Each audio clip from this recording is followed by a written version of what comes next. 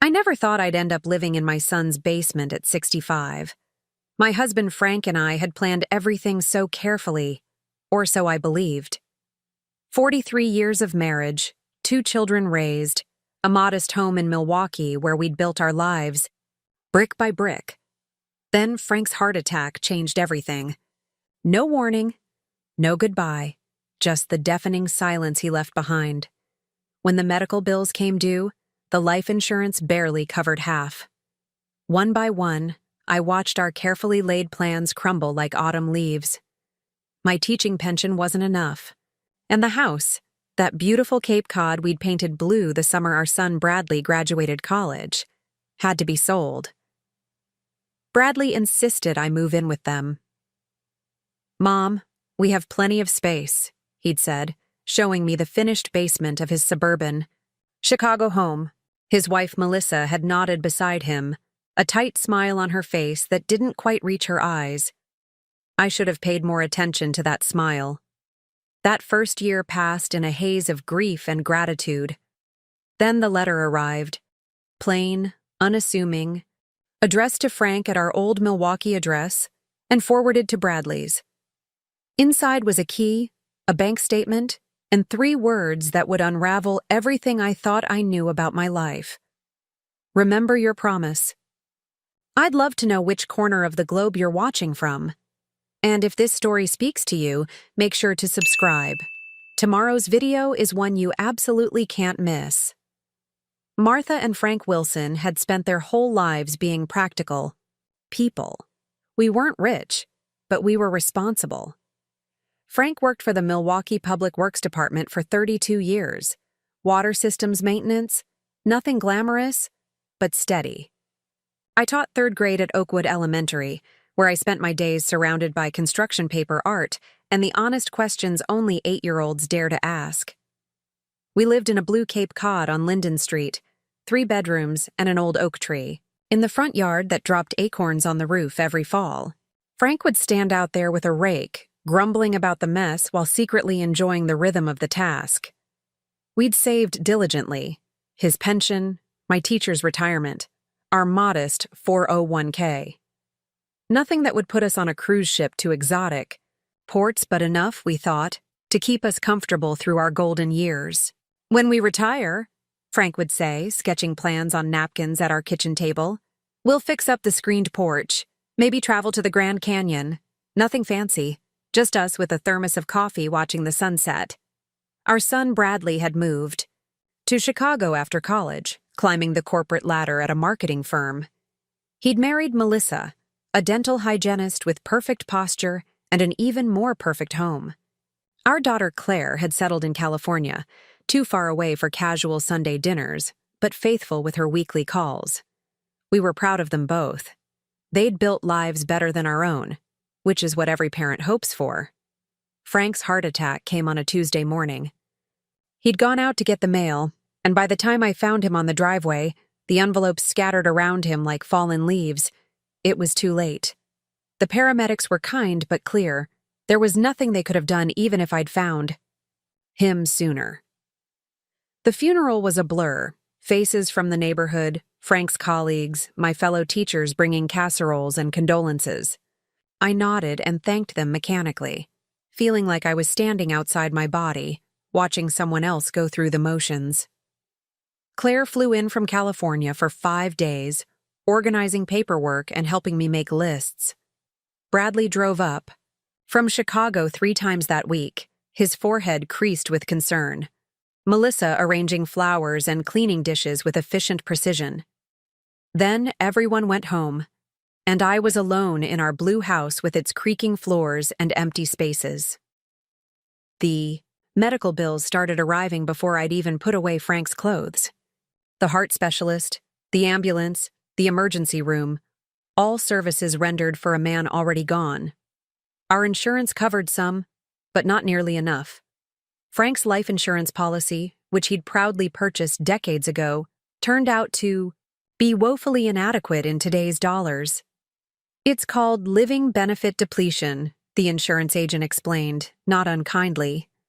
The policy was set up when dollar values were different, I sat at our kitchen table, surrounded by bills with red past due stamps, and realized that our careful planning hadn't been careful enough. My teacher's pension wouldn't cover the mortgage and these medical expenses. The 401k was decent, but would deplete quickly at this rate. The math was unforgiving, no matter how many times I recalculated. "Mom, you can't stay there," Bradley said during one of his visits, watching me struggle through another stack of bills. "The property taxes alone will eat up your savings." "I'm not selling the house," I insisted. "This is our home. Frank and I couldn't finish the sentence.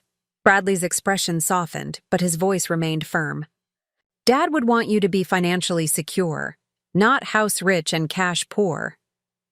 I knew he was right, but admitting it felt like losing Frank all over again. Over the next month, I met with a financial advisor who confirmed what I already knew. Keeping. The house wasn't sustainable. "Your best option is to sell while the market is strong," she advised. "Invest the equity, find a smaller place, maybe a retirement community." The thought of a retirement community made my stomach turn. I wasn't ready to be surrounded by wheelchairs and scheduled activities, to become someone who needed looking after. That's when Bradley made his offer. "Move in with us," he said over the phone. "We have plenty of space. The basement is finished. It has its own bathroom, a small kitchenette. You'll have privacy, but you won't be alone." "I can't impose on you and Melissa," I protested weakly, even as relief flooded through me. "You raised me, Mom. Let me help now." 2 weeks later, I stood in my empty living room. The furniture had been sold or stored, the walls bare where family. Photos had hung. The blue Cape Cod on Linden Street wasn't mine anymore. I'd signed the papers that morning, handing the keys to a young couple with a toddler and a baby on the way. They'd been so excited, pointing out where they'd put the crib, asking if the oak tree out front was good for climbing. I smiled and nodded, not trusting myself to speak. Bradley helped me pack my car, clothes, photo albums, Frank's watch and wedding ring, my grandmother's teapot. The essentials of a life condensed to what would fit in a Honda Civic. "It's not forever, Mom," he said, closing the trunk. "Just until you figure out your next chapter." The drive to Chicago was 3 hours of staring at the highway, radio off, trying not to think too much about what I was leaving behind or what lay ahead. Bradley. And Melissa's house was in Northbrook, a suburb north of Chicago. It was bigger than our Cape Cod, a 2-story colonial with a manicured lawn and hydrangeas blooming along the front walk. Perfect, like Melissa's smile as she greeted me at the door. "Welcome, Martha," she said, hugging me briefly. "Let me show you your space." The basement was nice, recently renovated with new carpet, a small bathroom, and a sitting area with a TV. A twin bed had been set up in the corner, with fresh linens and a quilt I recognized from Bradley's childhood room. "We thought about putting in a kitchenette," Melissa explained, gesturing to a mini fridge and microwave set up on a small table. "But you're welcome to use the main kitchen any time, of course." "It's perfect," I lied, looking around at the space. That would now be home. There was one small window near the ceiling, letting in a sliver of late afternoon light. "Thank you both for doing this." "Family helps family," Bradley said, squeezing my shoulder. "That's what Dad always said, right?" I nodded, not trusting my voice. Frank had said that many times. Family helps family. I just never thought I'd be the one needing the help. That first night, lying in the twin bed in my son's basement, listening to the unfamiliar sounds of pipes and footsteps above me, I finally let myself cry. For Frank. For our blue house. For the retirement we'd planned that would never come to pass. I cried until my throat hurt and my eyes swelled, muffling the sound with a pillow so Bradley and Melissa wouldn't hear. The next morning, I put on my brave face and began adjusting to my new reality. Bradley left for work early, but Melissa worked part-time at a dental office nearby, so she was often home. She was polite, always polite, but I couldn't shake the feeling that I was an intrusion in her perfectly organized life. "Feel free to use anything in the kitchen," she'd say, while simultaneously rearranging the mug I'd left on the counter to its proper place. "We usually eat dinner around 6, she'd mention, a gentle reminder that their schedule was now mine, as well. I tried to be the perfect house guest, quiet, tidy, grateful. I kept my belongings confined to the basement, did my own laundry when they were both at work, offered to cook but deferred to Melissa's meal plans. I spent hours at the local library to give them space, volunteered at a nearby elementary school, joined a grief support group that met Wednesday afternoons at the community center, and so the months passed. Summer turned to fall, fall to winter. I sent Christmas cards with my new address, called Claire weekly, adapted to the rhythms of Bradley and Melissa's home. I was surviving, not living, but told myself this was temporary, just until I figured out my next chapter, as Bradley had said. I never expected that chapter would begin with a letter addressed to a dead man. It was a Wednesday morning in April when the letter arrived. I'd been living in Bradley and Melissa's basement for just over a year by then, and we'd settled into an uneasy routine. I woke each morning around 6, earlier than my son and his wife, careful to move quietly through their kitchen as I made my tea. The morning light barely reached the basement windows, but I'd learned to appreciate those thin slivers of sunshine. Some days, I'd take my mug outside to their back patio, wrapped in one of Frank's old cardigans that still smelled faintly of him, and watch the neighborhood come alive. Bradley would leave for work by 7:30, always stopping at the patio door to check on me. "You okay, Mom?" he'd ask, briefcase in hand, already mentally at his office downtown. "I'm fine, honey," I'd reply with my practiced smile. "Have a good day." Melissa's schedule at the dental office varied. 3 days a week she'd leave shortly after Bradley. On those days, the house was mine until mid-afternoon, and I could breathe easier. I'd venture upstairs, use the main living area, maybe watch something on their big television instead of the small one in the basement. But I was always careful to leave everything exactly as I'd found it, erasing any evidence of my presence before Melissa returned. A lot of love and effort went into bringing this story to life. If you're enjoying it, we'd be so grateful if you'd subscribe to our channel. Now, back to where we left off. The days Melissa worked from home were the hardest. She ran a small, side business selling handcrafted jewelry online, photographing her creations at the dining room table under a special light setup. On those days, I'd make myself scarce, heading to the library or the park regardless of weather. "Don't feel like you need to leave," she'd say, not looking up from arranging a necklace just so. "You're not bothering me." But the tight set of her shoulders told me otherwise. This was her domain, and I was an intruder, a complication in her ordered life. Bradley noticed nothing, or pretended not to. When the three of us were together, usually for dinner, conversation remained polite, focused on safe topics. Bradley's work projects, Melissa's jewelry sales, news about distant relatives, or neighborhood happenings. Never about how long I might stay or what my plans were. Never about Frank, whose name seemed to fade from our vocabulary a little more each month. On the anniversary of Frank's death, I'd sat alone in the basement looking through old photo albums. Neither Bradley nor Melissa had mentioned the date. Perhaps they'd forgotten, or thought it best not to remind me. That night, I'd called Claire in California, desperate to speak with someone who would remember.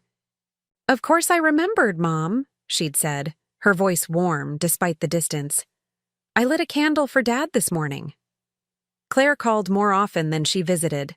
Flight costs from San Francisco were her excuse, but I suspected she also wanted to avoid the awkwardness of staying in Bradley and Melissa's guest room, which had been converted into a home office. When she did visit, twice that year, she slept on an air mattress in the basement with me, both of us whispering late into the night like schoolgirls at a sleepover. "Are you really okay here, Mom?" she'd ask during her Christmas visit, voice low so it wouldn't carry up the stairs. "I'm grateful to have somewhere to go," I'd answered. which wasn't really an answer at all. Claire had frowned, seeing through me as she always could. That's not what I asked. I'd sighed, smoothing the quilt over my legs. It's temporary, honey. I'm saving from my pension, looking at senior apartments. This was partially true. I was saving. Living in Bradley's basement meant my expenses were minimal. But the senior apartments I'd researched were still beyond my means if I wanted to live independently for more than a few years. My teacher's pension stretched only so far, and the proceeds from selling our house had mostly gone to medical bills and catching up on debts Frank and I had accumulated in his final years. The truth was, I felt trapped. Too proud to admit I couldn't support myself. Too practical to spend what little savings I had on rent I couldn't sustain long-term, and increasingly aware that my presence was straining my son's marriage. It was Melissa who first suggested I contribute to the household. Nothing major, she'd said one evening when Bradley worked late, cornering me in the kitchen as I washed my dinner plate. Maybe cover some groceries or the internet bill? It would help with our budget and probably make you feel more settled. Her careful phrasing couldn't disguise what she was really saying. I was a financial burden, and my welcome was wearing thin. Of course, I'd replied, hiding the sting of her words. I'd be happy to help. The next day, I'd written a check for $300 and left it on the counter with a note offering to contribute monthly. Bradley had tried to return it that evening. "Mom, this isn't necessary," he'd said, pushing the check toward me across the kitchen island. "We invited you to stay with us." "I want to contribute," I'd insisted. "I'm not a charity case." Melissa, arranging flowers at the sink, had spoken without turning around. "I think it's a wonderful gesture, Bradley. Your mother wants to maintain her dignity." The check was cashed the next day. After that, the dynamic shifted subtly. Melissa became more comfortable making requests, asking me to pick up dry cleaning while she was at work, to water the plants when they took a weekend trip to Michigan, to prepare dinner on Tuesdays when she had late clients.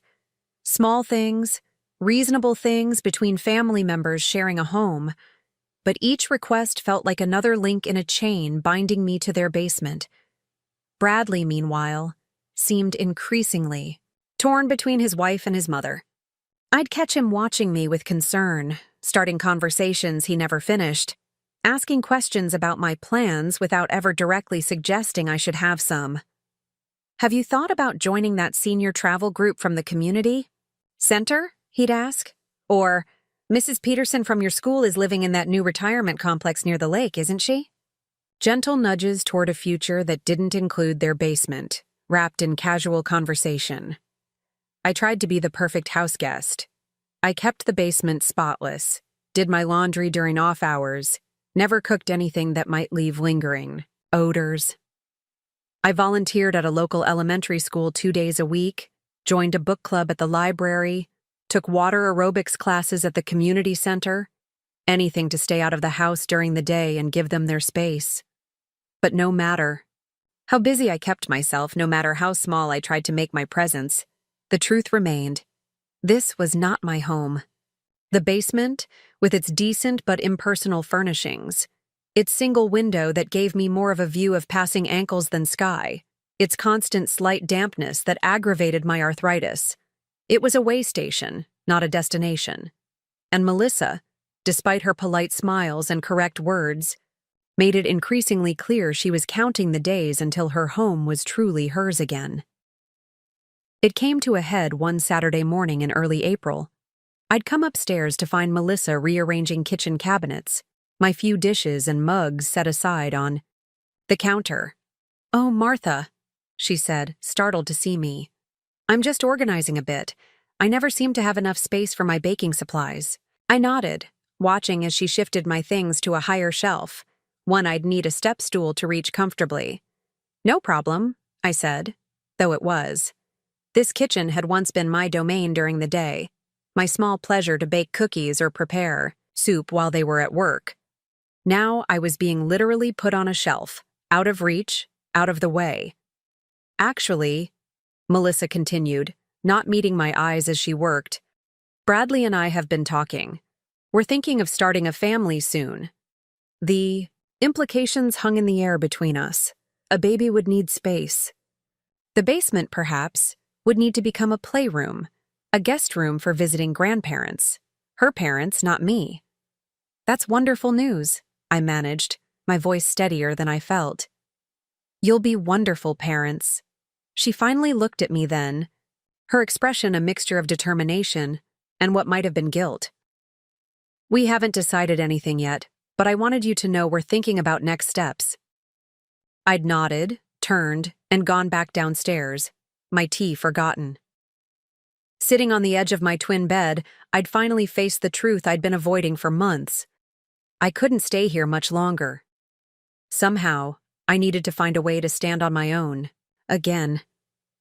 That's when the letter arrived, like an answer to a prayer I hadn't dared to speak aloud.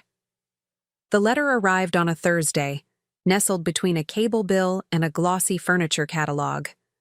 I was alone in the house, Bradley at work, Melissa at her dental office, when I collected the mail from the box at the end of the driveway. I almost missed it. The envelope was unremarkable, white, business-sized, with a return address from Lakeside Credit Union in Milwaukee. What caught my attention was the name, Frank Wilson, my husband, dead for over a year now. My hands trembled as I set the other mail on the kitchen counter and examined the envelope more closely. It had been forwarded from our old address on site. Linden Street, a yellow sticker with Bradley's information plastered across the bottom corner. The postmark was dated 3 weeks earlier. For a moment, I just stared at it, this ghost letter addressed to a ghost. Mail for Frank had dwindled months ago, the inevitable trickle of organizations slow to process a death notice, magazine subscriptions we'd forgotten to cancel, the occasional alumni newsletter. But this was different. Something from our old bank, sent recently enough that it mattered. I carried the envelope down to the basement, my sanctuary of sorts, and sat on the edge of my bed. A voice in my head, one that sounded remarkably like Frank's, reminded me that opening someone else's mail was a federal offense. I almost smiled, remembering how he'd always been a stickler for such rules. "You're not here to open it yourself," I whispered to the empty room, sliding my thumb under the sealed flap. Inside was a single sheet of paper, a form letter, along with a small silver key taped to the top corner. Dear Mr. Wilson, this is a courtesy notice that your safe deposit box, Euro 247 at our Linden Street branch, will be subject to increased rental fees, effective May 1st, 2024. Your current annual payment will expire on this date. To maintain access to your safe deposit box contents, please visit any branch location to renew your rental agreement.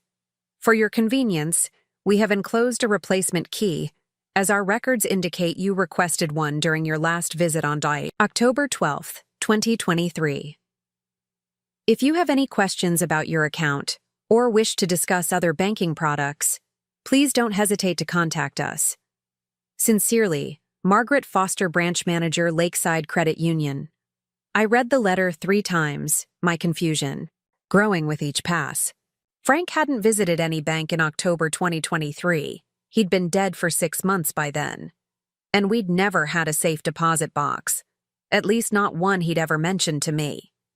In 43 years of marriage, through tax seasons and mortgage refinancing, and college tuition payments, a safe deposit box had never come up. Yet here was evidence of one, along with a key that apparently belonged to it. Below the letter was a bank statement, showing the annual fee of $75 had been automatically withdrawn from an account I didn't recognize. The statement showed a balance of just over $5,000, not a fortune, but more than enough to startle me. Frank and I had joint accounts for everything. At least, I thought we did. I turned the key over in my palm. It was small, unremarkable except for the number 247 etched into its surface. The same number as the safe deposit box. Nested at the bottom of the envelope was a small handwritten note on what looked like the torn corner of a notepad. 3 words in handwriting I recognized immediately. Remember your promise. Frank's handwriting. My heart seemed to stop, then race forward to make up for lost beats. The note couldn't have been written after his death, which meant he'd prepared it before, arranged for this key to be sent, anticipated that I would find it eventually. Remember your promise. What promise?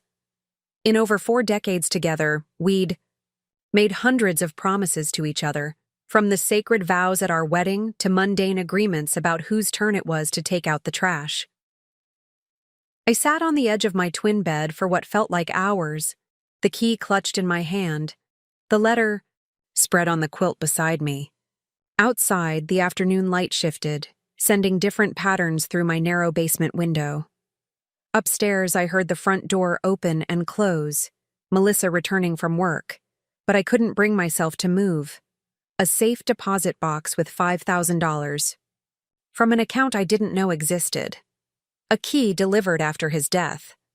A reminder of a promise I couldn't recall making. Who was the man I'd been married to for 43 years? The next morning, I waited until Bradley and Melissa had left for work before I called the Lakeside Credit Union in Milwaukee. The woman who answered confirmed that yes, Frank Wilson was listed as the owner of safe deposit box number 247, and yes, I could access it as his widow if I brought the proper documentation, death certificate, marriage license, my ID. What about the key? I asked. Do I need that as well? It would expedite the process, she explained. Without it, we'd need to drill the lock, which requires additional paperwork and a fee. I thanked her and hung up, suddenly aware of my racing pulse. Milwaukee was a 3-hour drive from Northbrook.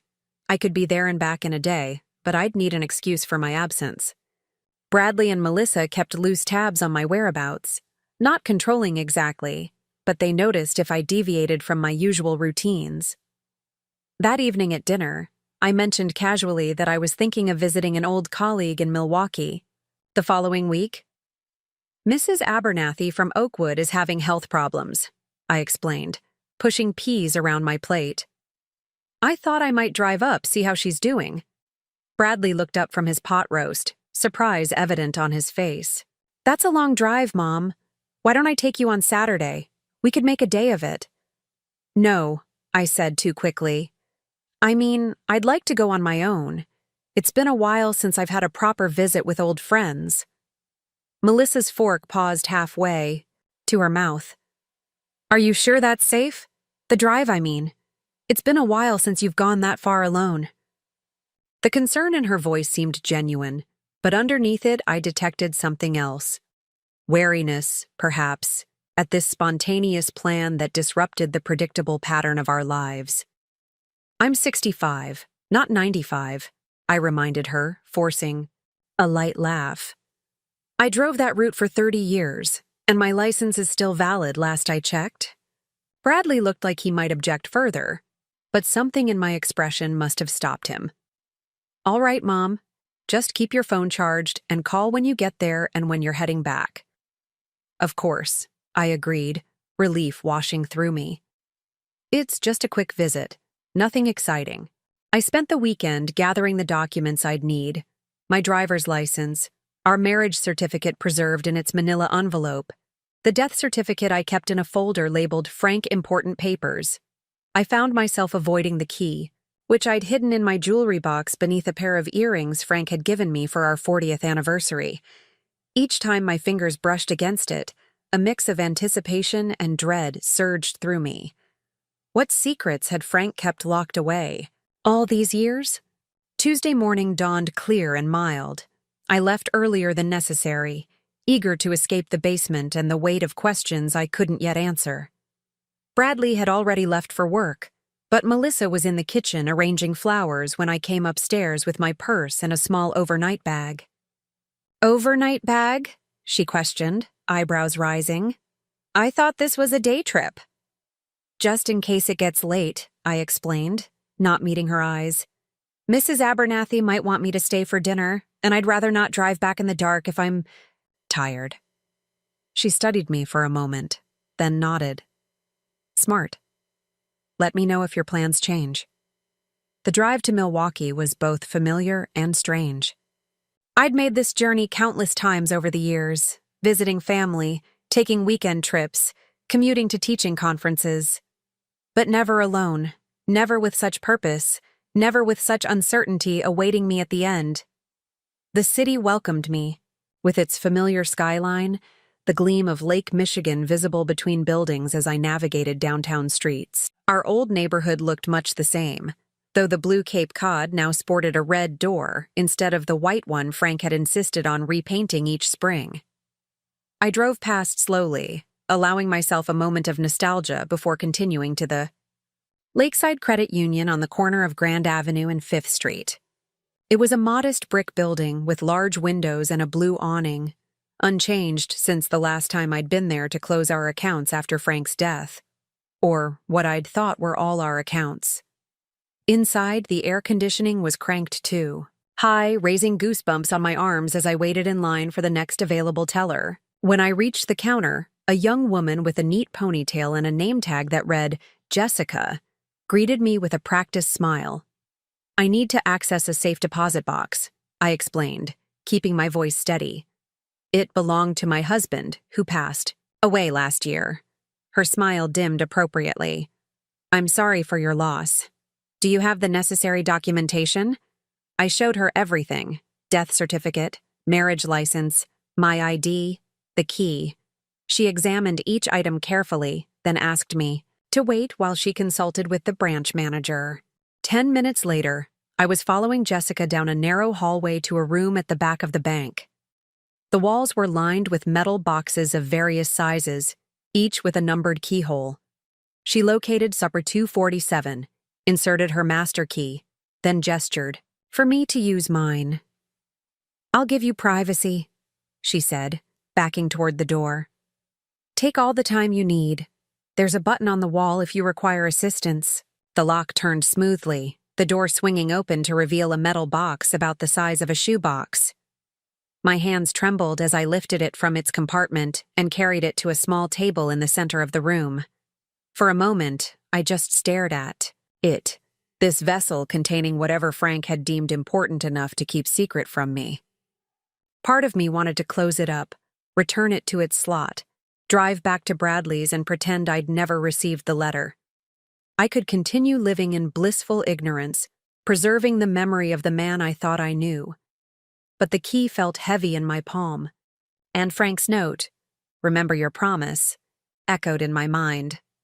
With a deep breath, I opened the box. The metal box contained 3 items: a thick manila envelope, a small velvet jewelry pouch, and a handwritten letter sealed in a blue envelope with "My name, Martha," written on the front in Frank's distinctive handwriting. My fingers hovered over the contents, uncertain where to begin. The letter seemed the most personal, the most direct communication from beyond the grave, but something held me back from opening it immediately. Instead, I reached for the manila envelope. Inside were legal documents, property deeds to be precise. Not for our home on Linden Street, which we'd paid off just 5 years before Frank's death, but for a place I'd never seen or heard of, 1420 Pinecrest Road, Harbor Springs, Michigan.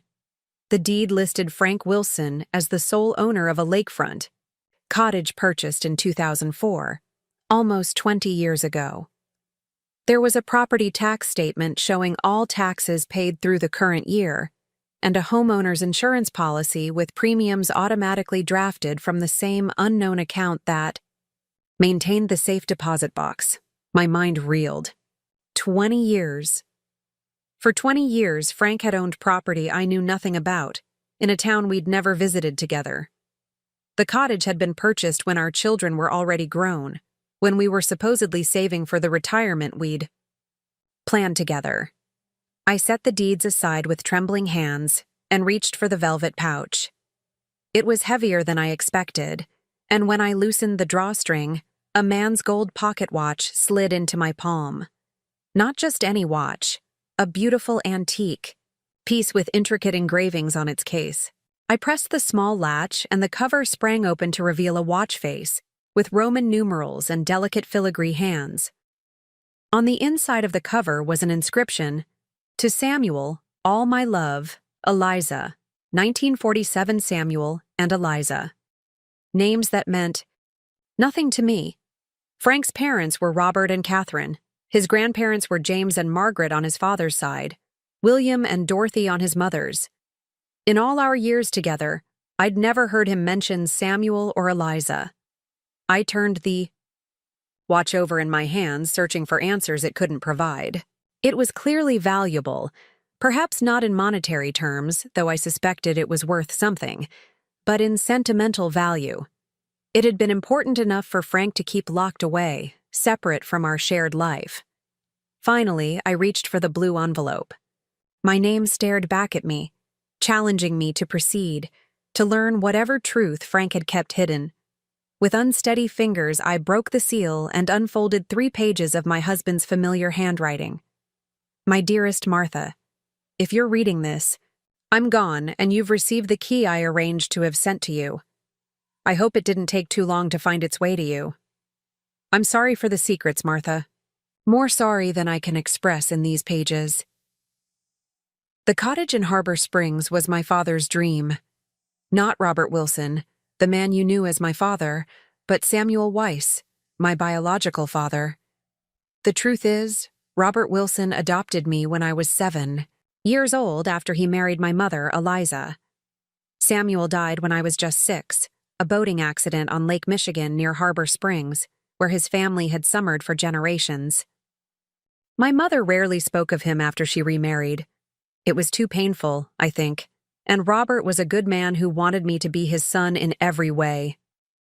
I became Franklin Wilson instead of Franklin Weiss, and as the years passed, the memories of my first father faded. When my mother died in 2003, she left me a small inheritance, money from Samuel's family that Robert never touched. She also left me the pocket watch that belonged to Samuel and a folder of old photographs I'd never seen.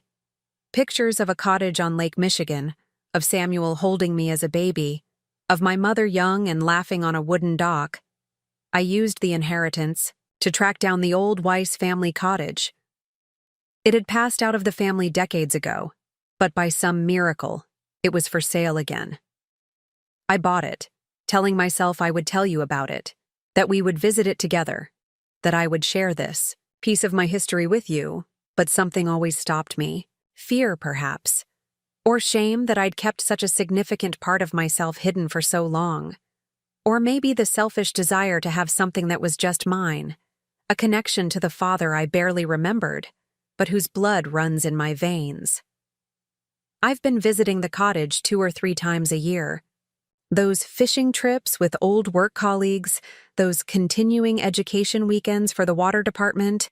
I was at the cottage, sitting on the same dock where Samuel once taught me to fish, sleeping in the same small bedroom where I spent summers as a very young boy. I never brought anyone else there. It was my private pilgrimage, my secret communion with a past I'd almost forgotten. I told myself I wasn't hurting anyone, that these brief escapes didn't detract from our life together. But secrets have weight, Martha. They press down on the soul. As I've gotten older, the burden has grown heavier. I've wanted to tell you so many times, especially after my heart scare last year. The doctor's warnings about my cholesterol, my blood pressure. I knew time might be running short. I meant to tell you in person. I truly did. But if you're reading this, I've run out of time. The cottage is yours now. I've arranged everything with my lawyer, Thomas Reynolds. His card is in the manila envelope.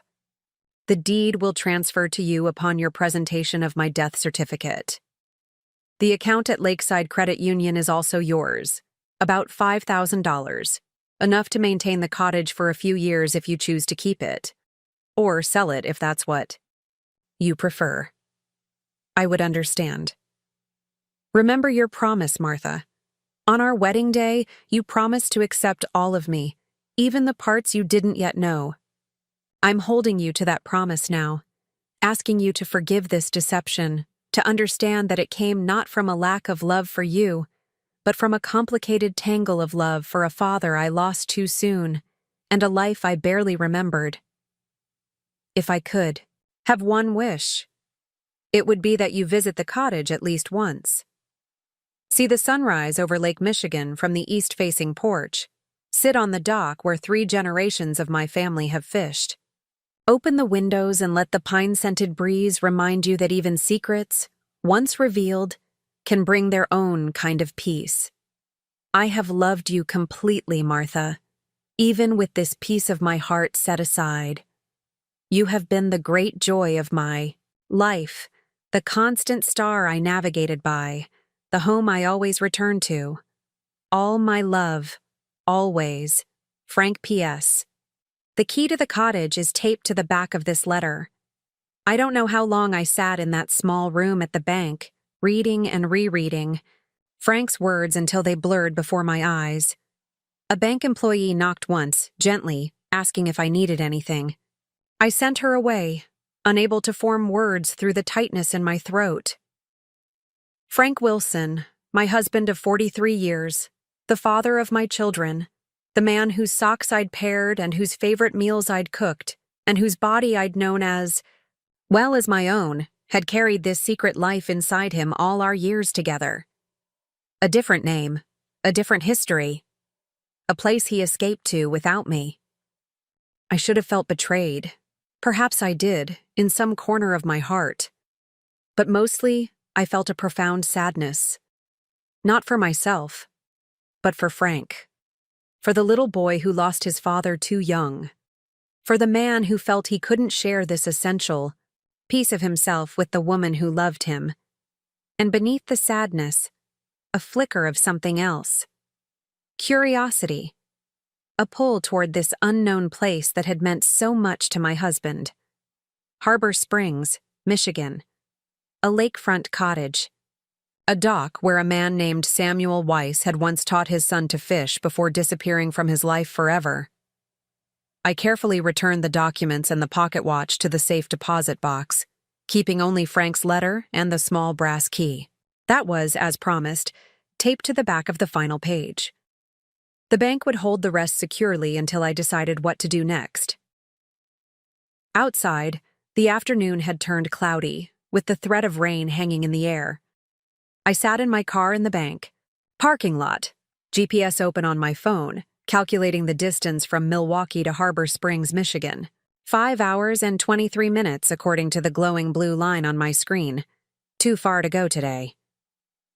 I'd need to return to Bradley's house, regroup, plan.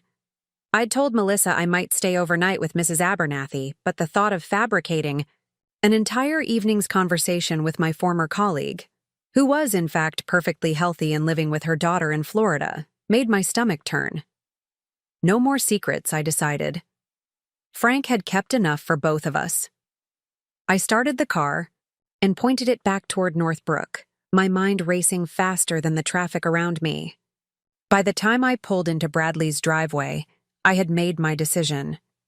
It was time to reclaim my independence, to step out of the basement and into whatever future awaited me. A future that now included a cottage on Lake Michigan and the unexplored. History of the man I thought I knew completely. Bradley's car was already in the garage when I arrived, earlier than usual for a Tuesday. As I climbed the steps from the garage to the kitchen, I could hear voices, Bradley and Melissa, talking in the low, intense tones of an argument quickly silenced when a door opens. "Mom," Bradley said, his expression a mixture of relief and something else, concern, perhaps, or suspicion. "You're back earlier than we expected." Melissa stood at the kitchen island, arms crossed, her posture rigid. "How was Mrs. Abernathy?" she asked, her tone carefully neutral. The lie I'd planned died on my lips. "I didn't see Mrs. Abernathy," I said, setting my purse on the counter. "I went to Milwaukee to access your father's safe deposit box." The kitchen fell silent. Bradley and Melissa exchanged glances, a wordless communication that excluded me completely. "Safe deposit box?" Bradley finally asked, his voice carefully measured. "What safe deposit box?" I pulled out one of the bar stools and sat down, suddenly aware of how exhausted I was after the drive and the emotional turmoil of the day. Your father had a safe deposit box at Lakeside Credit Union. I received a letter about it last week, a notice about the annual fee and a replacement key. I don't understand, Bradley said, moving to sit across from me. Dad never mentioned a safe deposit box. What was in it? I met my son's eyes, so like his father's. Or rather, like the father he had believed Frank to be. How much should I tell? Him? Frank's secret wasn't just mine to share now. It affected Bradley, too, reshaping his understanding of his own heritage. Documents, I said, keeping my voice steady. Property deeds, a pocket watch, and a letter your father wrote to me before he died. Melissa uncrossed her arms and leaned against the counter. Property deeds? You mean for the house on Linden Street? Shook my head. No, for a cottage in Harbor Springs, Michigan. A place your father owned for almost 20 years without telling any of us. Bradley's face flushed. That's not possible. Dad wouldn't... He stopped, uncertainty flickering across his features. Why would he keep something like that secret? It's complicated, I said, not ready to share everything. Not here in Melissa's immaculate kitchen with tension hanging in the air like a storm cloud. The important thing is that the cottage now belongs to me. The deed transfers automatically, with Frank's death certificate. So you own a cottage? Melissa asked, her voice rising slightly. Just like that? After all these months of living in our basement because you couldn't afford your own place? The accusation stung, even though I understood it. From her perspective, it must have seemed like I'd been hiding assets while accepting their charity. I didn't know about it until today, I explained, and I don't know much about the property, its condition, its value. I need to go see it. Bradley ran a hand through his hair, a gesture so reminiscent of Frank that my heart clenched. When? As soon as possible. Tomorrow, maybe. Tomorrow? Melissa echoed, eyebrows shooting up. Just like that? You're going to drive to Michigan by yourself? It's my property, I said, a note of firmness entering my voice that surprised even me. And I'm perfectly capable of driving to Michigan. I've been taking care of myself for a long time, Melissa. Bradley glanced between his wife and me, clearly torn. Let me come with you, he offered. I'll take a couple days off work. We can go together, see what this place is all about. Part of me wanted to accept, to have my son with me when I confronted this new piece of Frank's past, to share the burden of whatever we might find. But something held me back. This journey felt intensely personal, a private reckoning between me and the husband who had kept such a significant secret. That's thoughtful, Bradley. But I need to do this alone, I said, gently. This is something between your father and me. But Mom, I'll be fine, I assured him, reaching across the counter to squeeze his hand. I'll keep my phone charged and check in regularly, but this is something I need to do by myself. Melissa pushed away from the counter, her movements sharp with frustration. I don't think that's wise, Martha. You're not as young as you used to be, and you've never even been to this place before. What if something happens? What if the cottage is in disrepair? What if I'm an adult who can make my own decisions? I interrupted, my patience finally fraying. I appreciate your concern, Melissa, truly. But I've spent the past year living in your basement, walking on eggshells, trying not to be a burden. I've given up my home, my independence, and most of my dignity. Please don't ask me to give up this too. Silence fell over the kitchen again, heavier this time. Bradley looked stunned. I rarely spoke so directly, especially to Melissa. His wife's face had gone rigid, her lips pressed into a thin line. I didn't realize you felt that way, she said finally, her voice cool. That living with us has been such a hardship. I sighed, regretting my sharp tone but not the sentiment behind it. It hasn't been a hardship. You've both been generous, but it hasn't been easy either, for any of us. You need your space back, your privacy. I need to stand on my own again. Maybe this cottage is the way forward for all of us. Bradley seemed to deflate slightly, the tension leaving his shoulders. Is that what you want, Mom? To move out? The question hung in the air, direct and unavoidable. For the first time in over a year, I allowed myself to consider what I truly wanted, not just what seemed practical or what would inconvenience others the least. I want to see the cottage, I said finally. I want to understand why it was so important to your father. After that, yes, I think I want to find my own place again, whether it's there or somewhere else. Bradley nodded slowly, his expression a mixture of relief and concern. Okay, but at least let me help you prepare for the trip. We can map out your route, make sure you have emergency contacts along the way, and let us know where you're staying, Melissa added, her tone softening slightly. Just so we don't worry. I agreed to their conditions, grateful for the tentative truce. We spent the next hour looking up Harbor Springs on Bradley's laptop, researching the area, finding the exact location of 1420 Pinecrest Road on satellite images, a small structure barely visible through pine trees, but clearly situated on the shoreline of Lake Michigan. It looks isolated, Melissa commented, peering at the screen.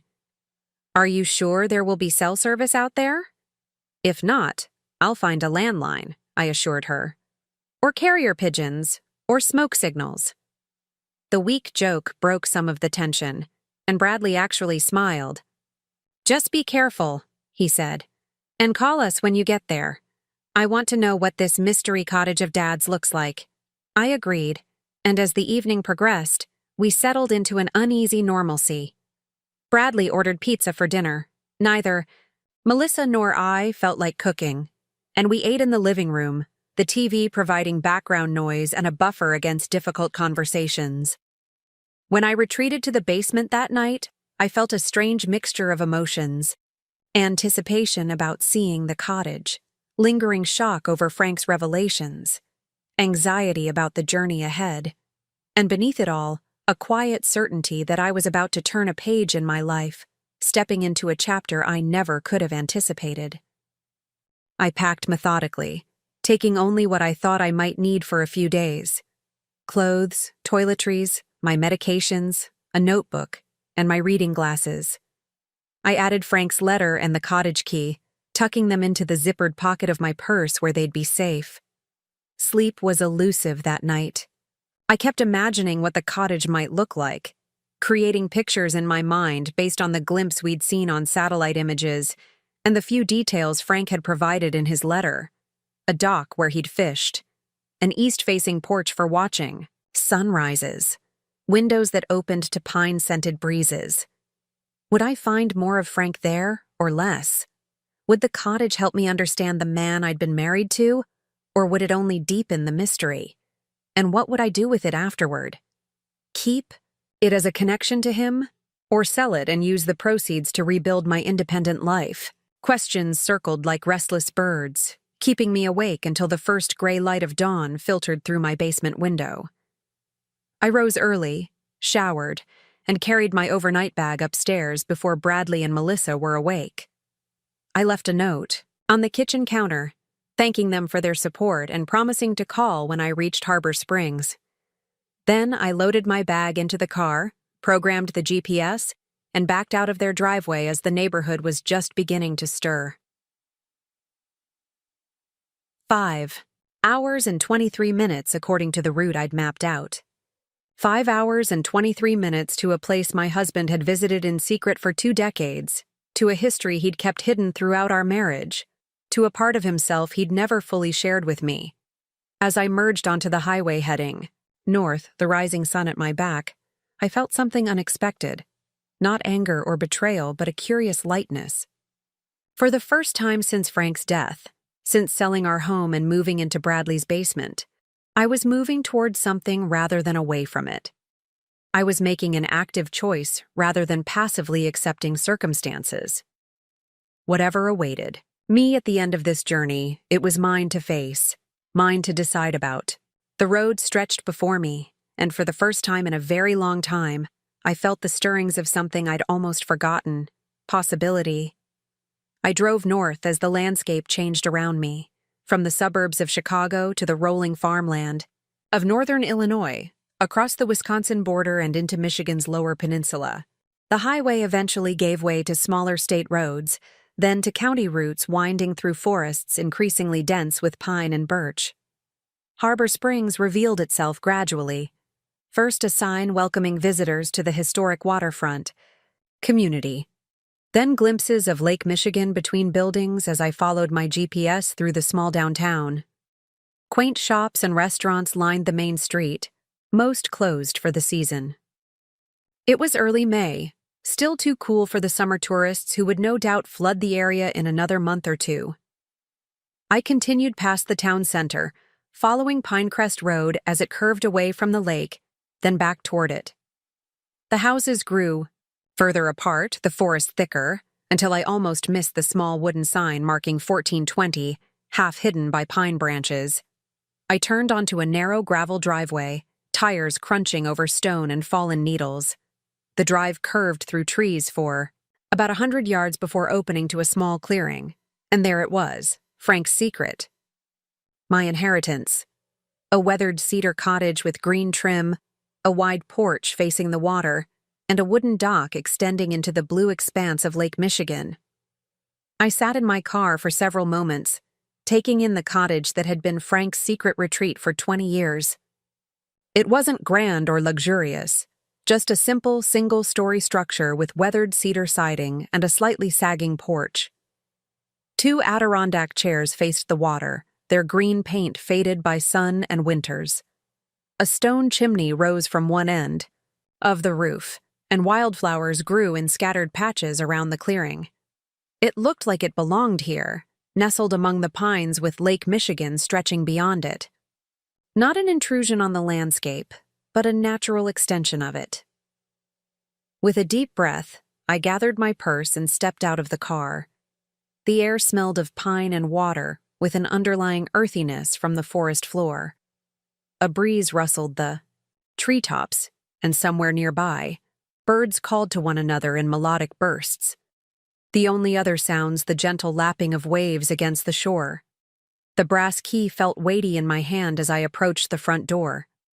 It slid into the lock easily, as if it had been recently used and maintained. The door swung open with a slight creak, revealing the cottage interior. I stepped inside, not sure what to expect. A musty, abandoned space? A sterile, barely used retreat? Instead, I found myself in a cozy living room that looked genuinely lived in. A stone fireplace dominated one wall, with a stack of split logs, neatly arranged beside it. 2 comfortable-looking armchairs and a small sofa faced the fireplace, with a hand-woven rug covering most of the wooden floor. Bookshelves lined another wall, filled with what appeared to be a mix of novels, nature, guides, and photo albums. But what caught my attention immediately were the photographs. Framed pictures covered nearly every surface: the mantelpiece, a small writing desk by the window, the end tables flanking the sofa. I moved closer to examine them, my heart racing. These weren't recent photos. They were old, black and white or faded color images from decades ago. A handsome young man in a 1940s swimming costume laughing on a dock, the same man holding a dark-haired toddler, a beautiful woman in a sundress, her hair styled in the fashion of the immediate post-war years, holding the same child on her hip. Samuel and Eliza Weiss, and their son Franklin. I moved from photo to photo, witnessing a history I'd never known existed. Frank as a very young boy, fishing off the dock I could see through the window. Frank builds a sandcastle, his mother watching from a beach blanket. Samuel teaches Frank to paddle a canoe, both of them grinning at the camera. A family history that had ended abruptly, replaced by the one I knew, Frank with his adoptive father, Robert Wilson. But here, in this cottage, Samuel Weiss had remained alive in a way, preserved in these images that Frank had collected and displayed. Beyond the living room was a small, functional kitchen with a round oak table and 4 chairs. A hallway led to two bedrooms, a master with a queen-sized bed covered in a patchwork quilt, and a smaller room that must have been Frank's childhood bedroom, still furnished with a twin bed and a pine dresser. Everything was clean, well-maintained. No dust covered the surfaces, no musty smell permeated the rooms. Someone had been caring for this place regularly. Back in the living room, I noticed a business card propped against a lamp on the desk. Pine Harbor Property Management, seasonal. Home care and maintenance. That explained it. Frank had hired someone to look after the cottage, to keep it ready for his visits. I sank into one of the armchairs, overwhelmed by the reality of this place. This wasn't just a property Frank had purchased on a whim or as an investment. This was a meticulously preserved shrine to his first father, to his original identity, to the childhood that had been interrupted by tragedy. My gaze fell on the photo, albums lining the bookshelf. Rising from the chair, I selected one bound in blue fabric and carried it back to my seat. The first page held a formal portrait, Samuel and Eliza's wedding photo from 1946, according to the handwritten caption beneath. He is in a dark suit, she in a modest white dress with a short veil, both looking impossibly young and hopeful. Page after page documented their early marriage, the birth of their son in 1948, summers at this very cottage. The photos stopped abruptly in 1954, the year Samuel died. The final image showed him standing on the dock with 6-year-old Frank, both holding fishing rods, the sunset turning Lake Michigan to gold behind them. I closed the album, my eyes stinging with tears, not for myself, but for the little boy who had lost his father, and for the man who had felt compelled to keep this essential part of himself separate from the life we shared. The remaining daylight was fading. I should call Bradley, let him know I'd arrived safely. But first, I needed to see the dock, the place where Samuel had taught his son to fish, where Frank had returned year after year to commune with memories of his first father. I stepped out, onto the porch, and followed a flagstone path to the wooden dock that extended about 20 feet into the water.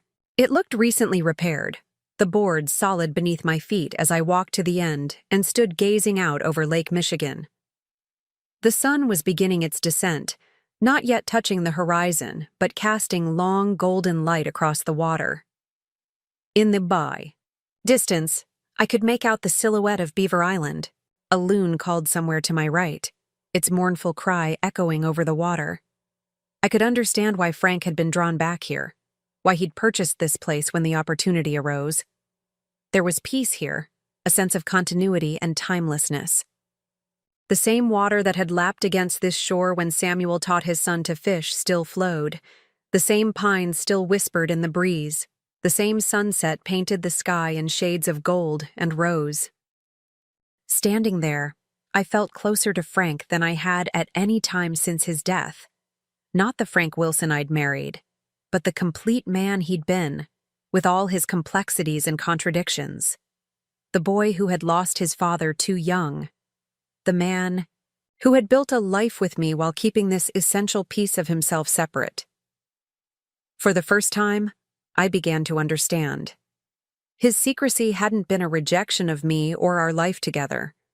It had been a way of preserving something precious that he'd feared might be diluted or diminished if shared. The cottage wasn't an escape from our marriage. It was a connection to a time before the grief that had shaped him, a grief he'd buried so deeply that even I, who had known him for more than 4 decades, had never fully glimpsed it. I watched, the sun sink lower until it nearly touched the water far to the west. Only then did I take out my phone to call Bradley, to fulfill my promise to let him know I'd arrived safely.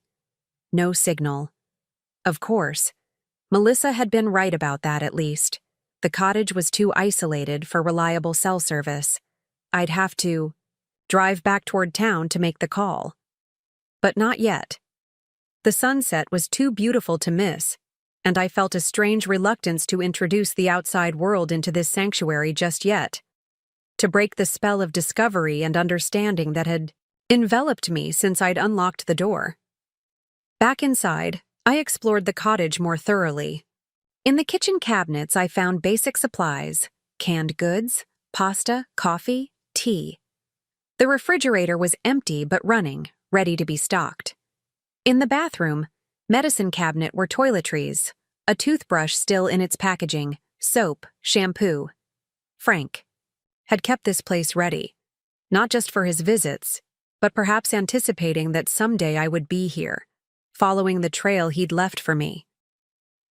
As darkness fell, I lit the lamps in the living room and built a small fire in the fireplace, grateful for the warmth as the temperature dropped with nightfall. The cottage had a furnace. I'd found the thermostat in the hallway, but the fire seemed more appropriate somehow, more connected to the history of this place. I continued exploring the photo albums, piecing together the story of Samuel and Eliza, Weiss of young Franklin and the summers they'd spent here before tragedy altered their course.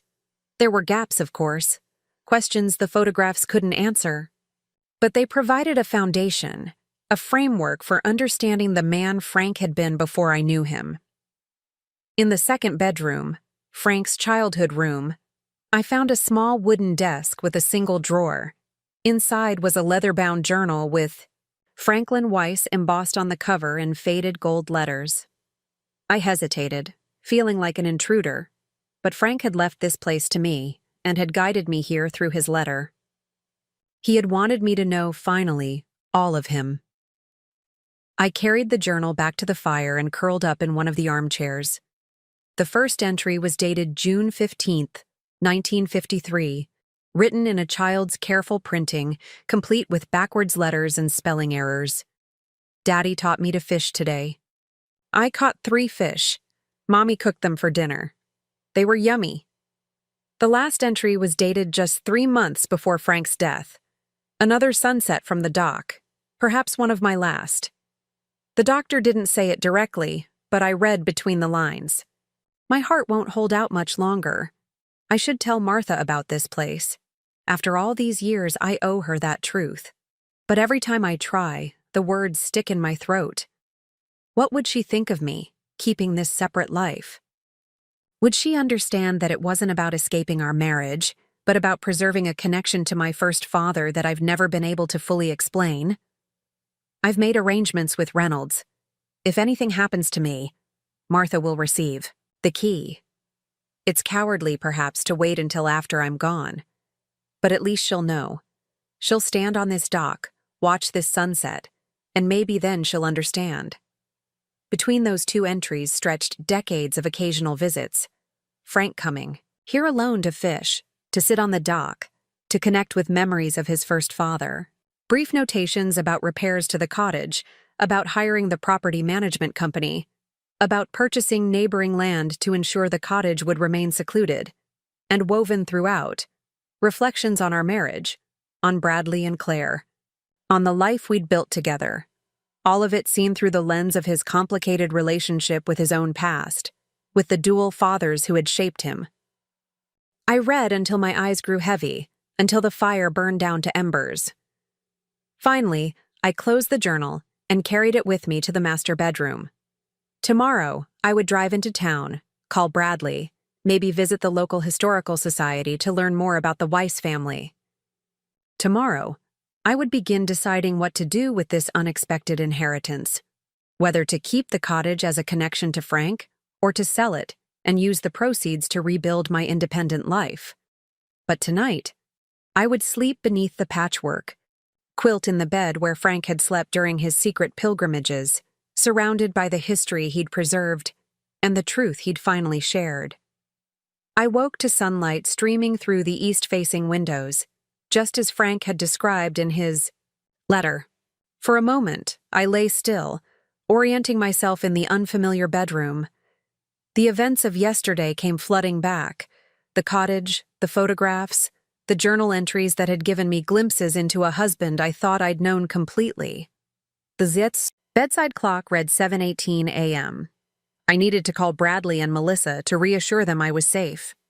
Throwing back the patchwork quilt, I rose and went through my morning routine in the small bathroom, then made a quick cup of coffee in the kitchen. The cottage felt different in the morning light, less like a shrine to the past and more like a living space, peaceful and welcoming. I carried my coffee to the porch and sat in one of the Adirondack chairs, watching the sunlight glitter on Lake Michigan's surface. A pair of ducks paddled near the shore, and somewhere in the trees behind, the cottage, a woodpecker drummed rhythmically. After finishing my coffee, I drove back toward town in search of cell service. The bars on my phone appeared about a mile from the cottage, and I pulled onto the shoulder to make my call. Bradley answered on the second ring, his voice tight with worry. "Mom? Where have you been? We expected to hear from you last night. I'm sorry," I said, genuinely contrite. "There's no cell service at the cottage. I should have driven into town last night to call, but I got caught up in exploring." "So you found it? What's it like?" I described the cottage to him. The cedar, siding, the stone fireplace, the dock extending into the lake, keeping my tone neutral, informational. I wasn't ready to share the emotional impact of what I'd discovered, the complicated feelings stirred by Frank's journals and photographs. "It sounds nice," Bradley said, some of the tension leaving his voice. "Is it livable? I mean, has it been maintained?"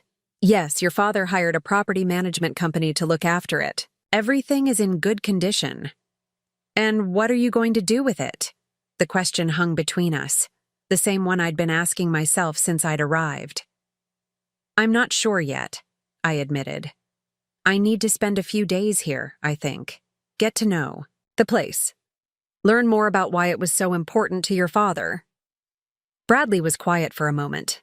"There's something you're not telling me," he finally said. "Something about Dad and this cottage."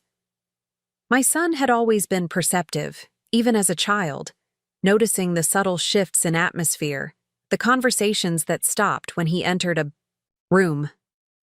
I sighed, not wanting to share Frank's secret over the phone, but knowing Bradley deserved some explanation. "Your father had a connection to this place from his childhood," I said carefully. "It's complicated and I'm still piecing it together myself. When I get back, we'll talk about it properly, I promise." He seemed to accept this, though reluctantly. "All right, but you'll call every day, just so we know you're okay?" "I will, I promised. And I'll only stay a few days. I need to get groceries and check out the local area today, then decide what's next." After ending the call with Bradley, I continued into Harbor Springs. The town was charming in daylight. Historic buildings, lining the main street, the harbor dotted with boats being readied for the summer season. I found a small grocery store and stocked up on essentials, then spotted a coffee shop with a free Wi-Fi sign in the window. Inside, I ordered a latte and settled at a corner table with my phone. A quick search for Samuel Weiss Harbor Springs yielded several results. Most notably, a mention in the local historical society's online archives about prominent Jewish families who had summered in the area during the pre-war and immediate post-war periods. The Weiss family, it seemed, had been well known in Harbor Springs, operating a successful clothing manufacturing business in Chicago. They had built their summer cottage in 1922, one of several Jewish families who established a small community along that stretch of lakeshore. I jotted down the address of the Harbor Springs Historical Society, intending to visit later. But first, I wanted to speak with the property management company that had been maintaining the cottage. Their office was just 2 blocks away, according to the business card I'd found. Pine Harbor Property Management occupied a small storefront with a green awning. A bell jingled as I entered, and a woman in her 60s glanced up from a computer at the front desk. "Good morning," she greeted me. "How can I help you?" "I'm Martha Wilson," I said. "My husband, Frank Wilson, owned a cottage on Pinecrest Road. I believe your company has been maintaining it?" Recognition flickered across her face. "Mrs. Wilson, yes. I'm Sandra Keene, the owner. I was so sorry to hear about Frank's passing. He was a lovely man." "Thank you," I said, surprised by her personal knowledge of my husband. "I've only just learned about the cottage myself. I'm trying to understand, well, everything about it. Sandra motioned to a chair beside her desk. Please sit down. Frank mentioned you might come someday. He told you about me? I asked, sinking into the chair. Oh, yes, she nodded. He spoke of you often during his visits. He'd stop by here to pick up the keys, chat for a while. He always said you were the anchor of his life, the one constant he could count on. A lump formed in my throat. But he never told me about this place. Sandra's expression softened with understanding. I gathered that. He mentioned it was complicated, that the cottage represented a part of his past he'd kept separate. I never pried, but I could tell it weighed on him, especially in recent years. How long did you know him? I asked. Almost 20 years. He bought the cottage from the Levinson family in 2004. It had passed out of the Weiss family decades earlier, after she paused, uncertain. After Samuel Weiss died, I finished for her. Frank's biological father. She nodded. So you know about that part? I'm learning. Frank left me a letter explaining some of it, and I found photographs and journals at the cottage. But there's still so much I don't understand. Sandra leaned back in her chair, her expression thoughtful. You should talk to Ruth Abrams at the Historical Society. She knew the Weiss family personally. She's in her 90s now, but sharp as a tack. Frank spent hours talking with her whenever he visited. Another piece of the puzzle. Another person who had known this side of my husband that I hadn't.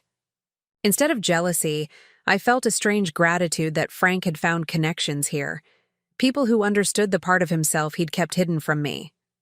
I'll do that, I said. And I wanted to ask about the cottage maintenance. The arrangement Frank had with you. I'd like to continue it, at least for now. Of course, Sandra said, pulling a file from a drawer. We check the property weekly during the off-season, prepare it for Frank's visits, and handle any necessary repairs. He prepaid for the year, so you're covered through December. She provided me with copies of the maintenance records, a list of local service providers Frank had used, and her personal cell number. Call any time, she said, as I prepared to leave. And Mrs. Wilson? Frank loved that cottage, but he loved you more. He told me once that his only regret was not finding a way to share this part of his life with you sooner. I thanked her, too moved to say more, and headed back to my car. My next stop was the Harbor Springs Historical Society, housed in an elegant Victorian building a few blocks from the waterfront. The woman at the reception desk directed me to a research room at the back of the building, where an elderly woman sat cataloging photographs. She looked up as I entered, adjusting her glasses. Can I help you? I'm looking for Ruth Abrams, I said. Sandra Keene at Pine Harbor Property Management suggested I speak with her. The woman's face brightened. I'm Ruth. And you are? Martha Wilson. My husband was Frank Wilson, though I recently learned he was born Franklin Weiss. Ruth's eyes widened, and she set aside her work, gesturing to a chair beside her table. Martha, of course. Frank mentioned you might come someday. Please, sit down. For the second time that day, I was confronted with the reality that my husband had discussed me with strangers in this town, had anticipated that I might eventually follow the trail he'd left. You knew my husband? I asked, settling into the chair. I knew little Franklin Weiss first, she said, her voice warm with memory. I was friends with his mother, Eliza. Our families had cottages near each other on the lake. I watched Franklin grow from a baby to a bright little boy, always, following his father around like a shadow. She reached for a large photo album on her shelf, opening it to a page marked with a sticky note. Here, this was taken at the Harbor Springs 4th of July picnic in 1953. The photograph showed a group of families gathered on a beach, American flags fluttering from a pavilion in the background. Ruth pointed to a young couple with a small boy between them, Samuel and Eliza, with 5-year-old Franklin holding their hands. They were so happy that summer, Ruth said softly. No one could have imagined that by the next 4th of July, Samuel would be gone and Eliza would be a widow with a young son to raise alone. What happened? I asked. Frank. In his letter, he just said it was a boating accident. Ruth nodded. Samuel took the sailboat out one August afternoon in 1954. A sudden storm came up. Not unusual on the lake, but this one was violent. They found the capsized boat the next morning, but Samuel's body wasn't recovered for 3 days. I closed my eyes briefly, imagining the devastation of that loss. For Eliza, for young Franklin. Eliza was never the same, Ruth continued. She couldn't bear to return to the cottage after that. She sold it to the Levinson family that winter and moved back to Chicago permanently. A few years later, we heard she had remarried, a man named Wilson. I lost touch with her after that, until Franklin appeared here in 2004, looking for information about the Weiss family cottage. Frank found you? Yes. He came to the Historical Society asking about records of the Weiss family. I recognized him. Immediately. He looked so much like his father. From then on, whenever he visited Harbor Springs, he'd stop by to chat. I shared my memories of his parents, of the summers they spent here. He was piecing together a history he barely remembered.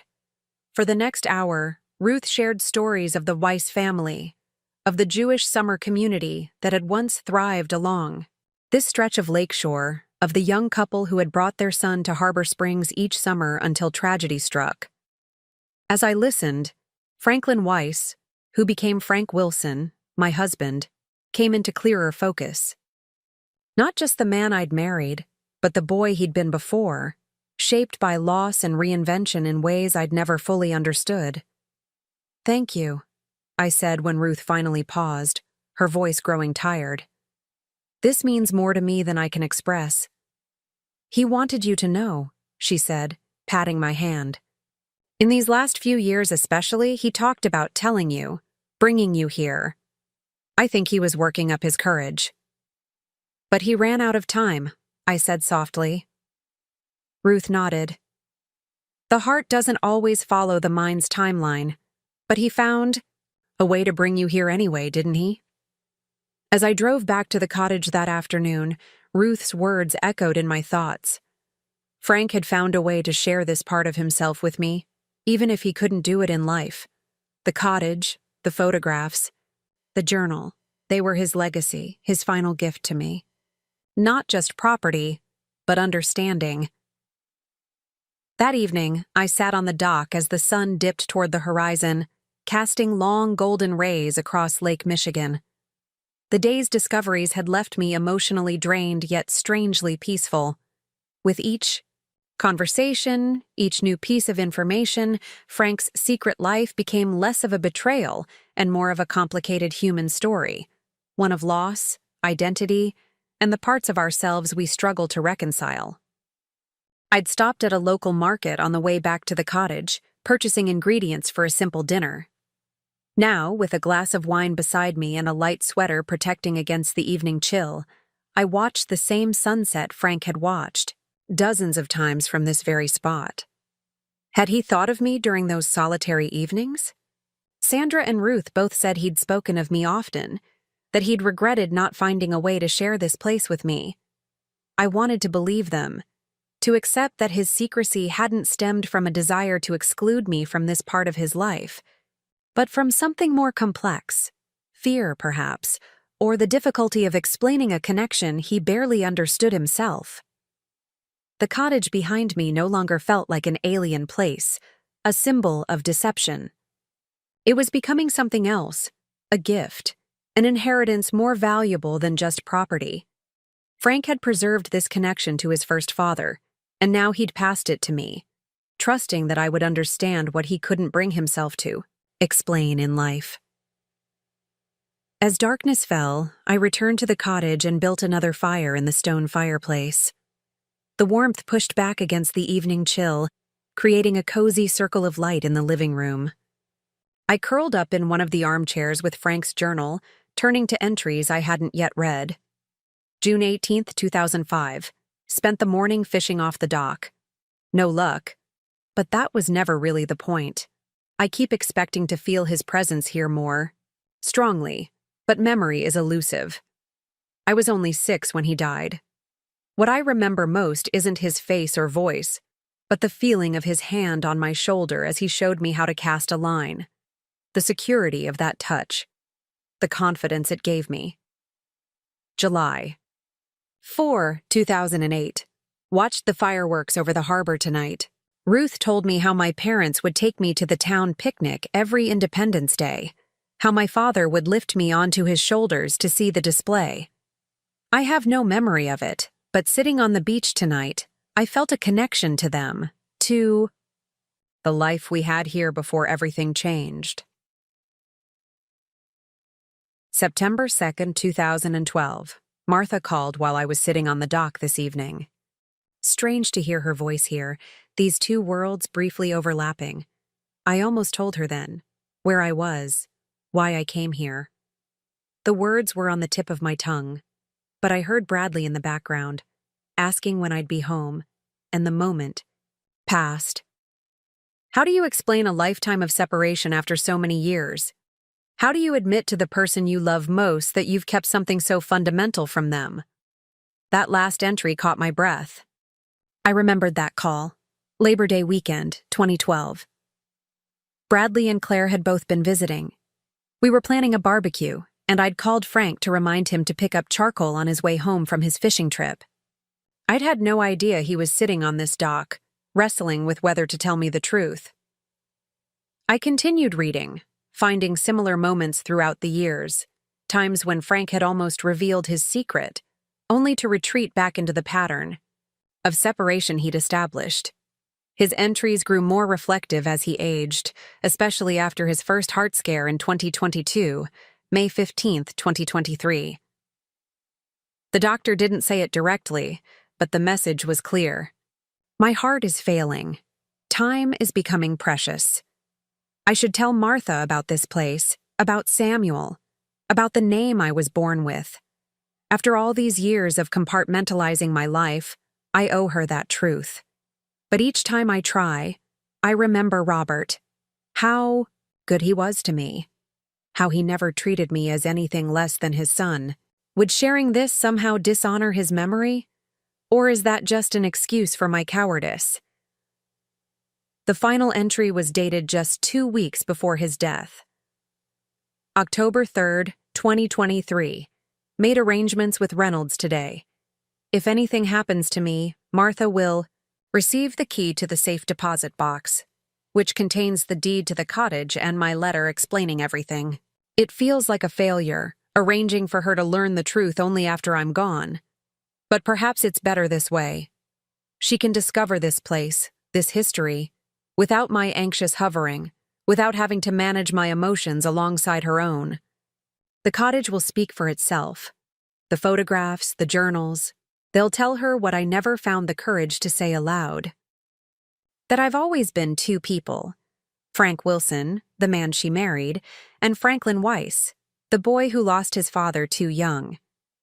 And that I've loved her completely, with both halves of my divided self.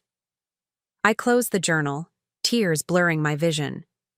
Frank's words confirmed what I'd been coming to understand throughout this journey, that his secret hadn't been about deception, but about protection. Protection of a fragile connection to his first father, protection of an identity he'd never fully integrated, and perhaps even protection of me from the complexity of his divided self. The next morning, I woke early again, drawn by the sunrise filtering through the east-facing windows. After coffee on the porch, I spent the day exploring the cottage more thoroughly, examining every photograph, opening every drawer, learning the history of this place that had meant so much to my husband. In a cedar chest at the foot of the master bed, I found more treasures, a small collection of Samuel's belongings that must have passed to Frank after Eliza's death. A fountain pen with the initials SW engraved on the clip, a leather wallet, worn at the edges, a silver tie clip shaped like a sailboat, small items, insignificant to anyone else, but precious connectors to the father Frank had lost so young, Azzy. The day progressed. I found myself thinking not just about Frank's past, but about my future. What would I do with this cottage now? Sell it and use the proceeds to establish my independence again? Or keep it as a connection to the complete man? I was only now coming to understand. I drove into town again to call Bradley, fulfilling my promise to check in daily. This time we spoke longer.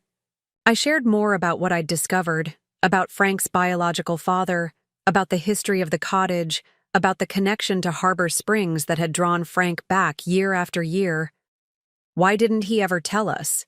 Bradley asked, confusion and hurt evident in his voice. "Why keep his real father a secret?"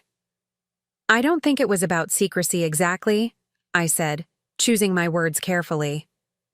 "From what I've learned, he was very young when his mother remarried. Robert Wilson adopted him, gave him his name. Frank became who he was expected to be. By the time he was an adult, that first identity, Franklin Weiss, had become almost like a dream, something distant and half-remembered. But he bought the cottage. He came back here regularly. That wasn't distant or half-remembered. No, I agreed. I think finding this place again allowed him to reconnect with that part of himself. But by then, the pattern of separation was established. The longer he kept it to himself, the harder it became to share. Bradley was quiet for a moment. "So, what are you going to do with the cottage?" It was the question I'd been asking myself all day. "I'm not sure yet," I admitted. "Part of me wants to keep it, to have this connection to your father's full history. But part of me wonders if I'd be clinging to the past when I should be looking toward the future." "You don't have to decide right away," Bradley pointed out. "The cottage isn't going anywhere." He was right, of course. There was no rush to decide. For now, the cottage was a sanctuary, a place to process everything I'd learned, to make peace with the husband I thought I knew, but was only now fully meeting. That afternoon, I walked along the lakeshore, collecting smooth stones and pieces of driftwood. The beach was deserted, the summer tourists still weeks away. This solitude was exactly what I needed. Time to think, to feel, to decide what came next. By late afternoon, dark clouds had gathered on the horizon, and I returned to the cottage as the first raindrops began to fall.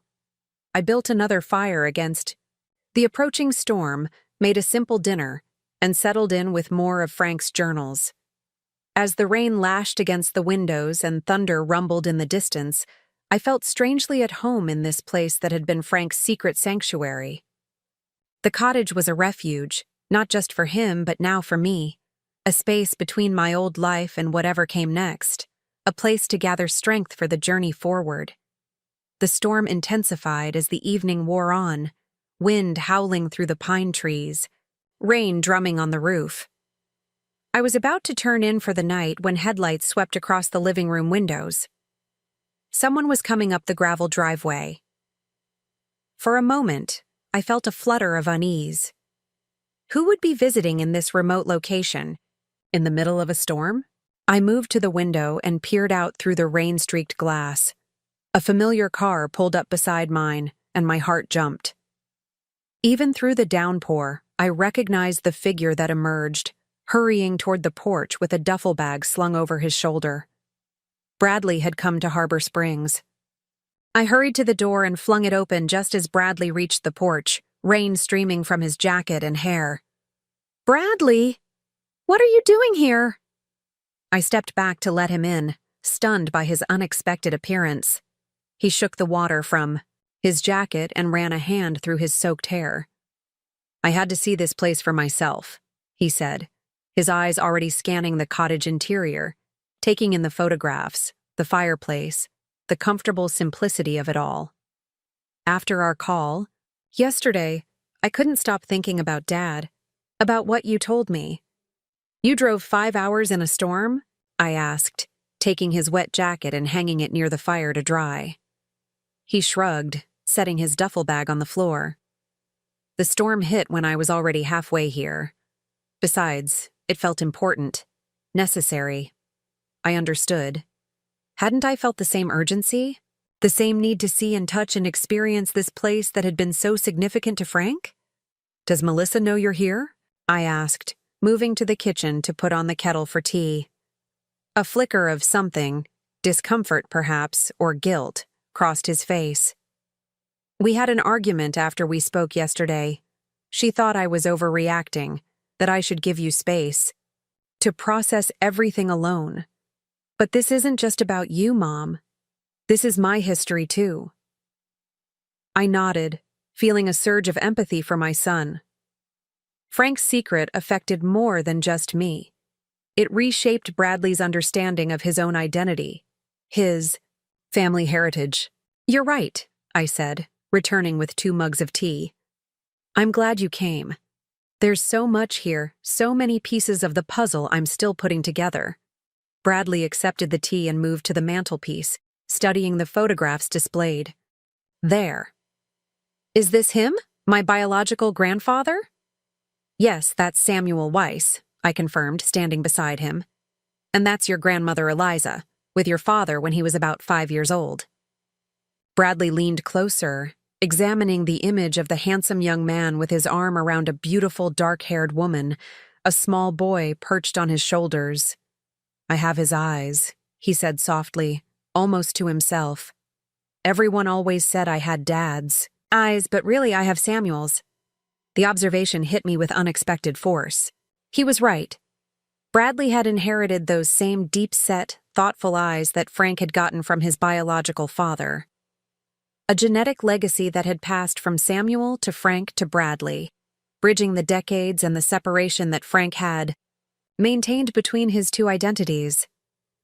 "Your father kept journals," I said, gesturing to the leather-bound book on the side table. "He wrote about this place, about Samuel, about why he kept it separate from our life together.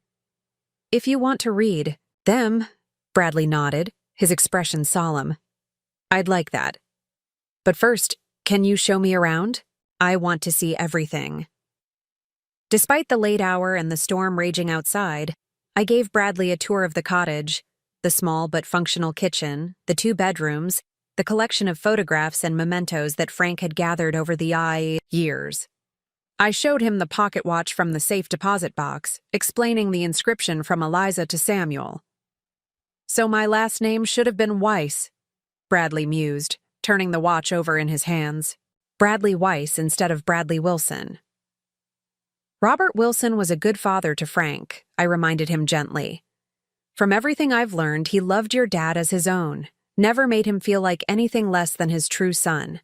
The Wilson name is part of your heritage, too." Bradley nodded, but I could see he was still processing, still adjusting to this new layer of family history that had been revealed so suddenly. We ended the tour on the screened porch that faced the lake. The rain had slackened somewhat, though lightning still flickered over the water and thunder rumbled in the distance.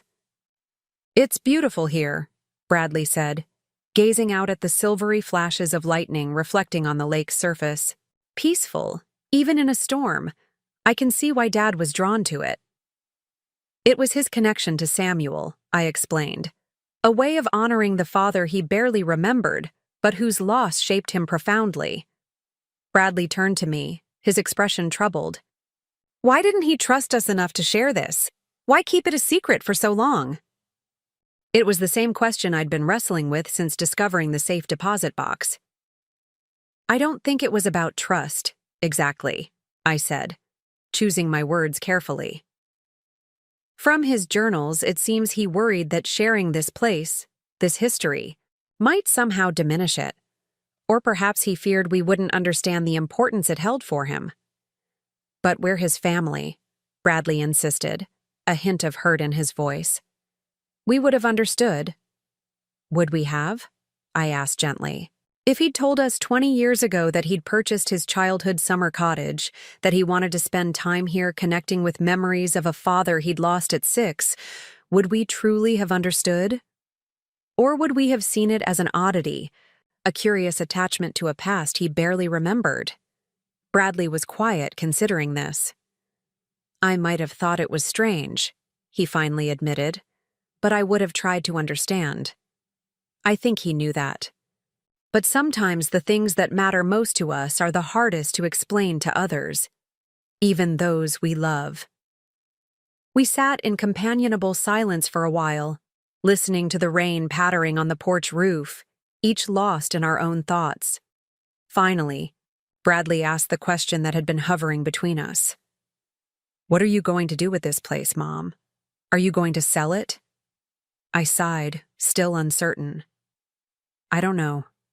Part of me wants to keep it, to maintain this connection to your father, but another part wonders if I'm just clinging to the past when I should be moving forward." "You don't have to decide tonight," Bradley pointed out, "but I want you to know. I don't want you living in our basement anymore." The statement hung in the air, blunt and unexpected. I turned to look at him, surprised by the directness. "That came out wrong," he amended quickly. "What I mean is, you deserve your own space, your own life. Whether that's here or somewhere else, I want you to be independent again. Happy." "Your basement hasn't been so bad," I said lightly, trying to ease the tension. "Better than a cardboard box under a bridge." Bradley didn't smile. "It's been hard on all of us. You trying not to intrude, Melissa trying to balance being hospitable with wanting her privacy back, me caught in the middle. Nobody's been happy with the arrangement, Mom. We've just been making do." His honesty was refreshing, if a bit painful, to hear. "I know," I acknowledged. "It was meant to be temporary, but without enough savings to establish myself elsewhere comfortably, I didn't see a way out." "But now you have options," Bradley pointed out. "This cottage. The account Dad left. You said it had about $5,000 in it? That's a start. You could sell the cottage and buy a small condo near us, or keep it and split your time between here and a rental." For the first time, I allowed myself to seriously consider the possibilities. The cottage was probably worth a significant amount. Lakefront property in this area didn't come cheap.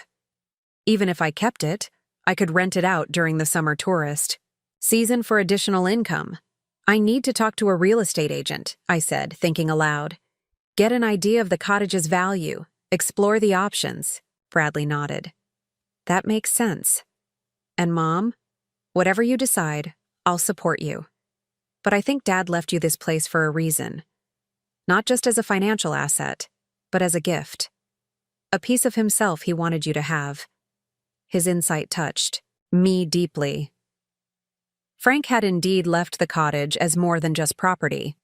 It was a message, a final revelation of his complete self, entrusted to me to understand and preserve or pass on as I saw fit. We stayed up late into the night, Bradley, reading Frank's journals while I made notes about questions to ask the real estate agent, ideas for moving forward. The storm gradually subsided, leaving behind a gentle patter of rain and the occasional distant rumble of thunder. When we finally turned in, Bradley taking his father's childhood bedroom, I lay awake for a long time, listening to the rain and considering the strange turns my life had taken. A year spent in my son's basement, feeling increasingly adrift and dependent. Then a letter addressed to a dead man, a key to a safe deposit box, and the revelation of a secret life my husband had maintained for decades. I'd come to Harbor Springs feeling betrayed and confused. Now, just days later, I felt something entirely different. A growing sense of possibility, of doors opening rather than closing. Frank's secret had been a shock, but it had also been a gift, not just the cottage itself, but the opportunity it represented to reclaim my independence, to start again on my own terms. As I drifted toward sleep, I realized that my feelings about the cottage had shifted. It no longer felt like an alien place, a symbol of my husband's deception. It had become something else, a bridge between past and future, a place of healing and transformation. In the morning, Bradley and I would visit a real estate agent in town, explore my options and begin making concrete plans. But for now, in this quiet moment between day and dream, I allowed myself to simply be grateful. for Frank's final gift, for Bradley's support, and for the unexpected chance to rewrite the story of my retirement years. Morning arrived with surprising clarity after the storm. Bradley and I ate breakfast on the porch, watching sunlight sparkle on the wet leaves and puddles that dotted the clearing around the cottage. Lake Michigan stretched before us, calm and blue, showing no evidence of the previous night's tumult. "I called Melissa this morning," Bradley said, setting down his coffee mug. "Told her where I was, that we'd be heading into town to talk to a real estate agent." He hesitated, then added, "She asked if you'd made any decisions yet." The question hung in the air between us. Had I? In the quiet hours of early morning, watching the sunrise from Frank's, now my east-facing porch, something had settled within me. Not quite a decision, but the beginnings of one. "I'm leaning toward keeping the cottage," I said slowly. "At least for now. There's still so much to learn about this place, about what it meant to your father. Selling it immediately feels premature." Bradley nodded, his expression thoughtful. "I think that's wise. There's no rush. But what about your living situation? You can't stay in our basement forever, Mom." "No," I agreed. "I can't, and I don't want to." After breakfast, we drove into Harbor Springs and met with Janet Kozlowski, a real estate agent Sandra Keene had recommended. Her office overlooked the harbor, sailboat masts swaying gently beyond the window as we discussed my options.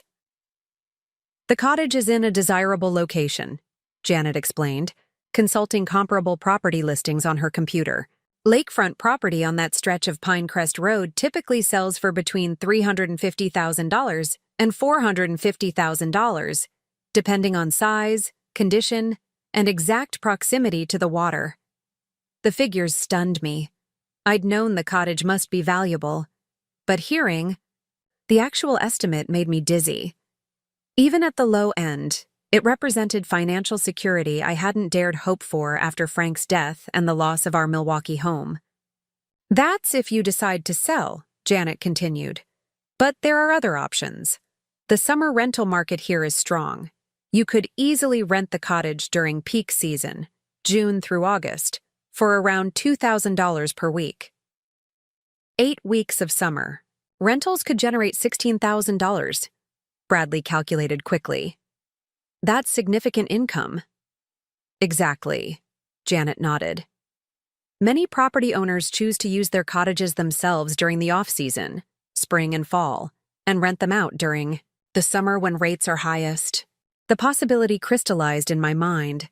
Summers elsewhere, perhaps in a small apartment near Bradley and Claire, and spring and fall at the cottage.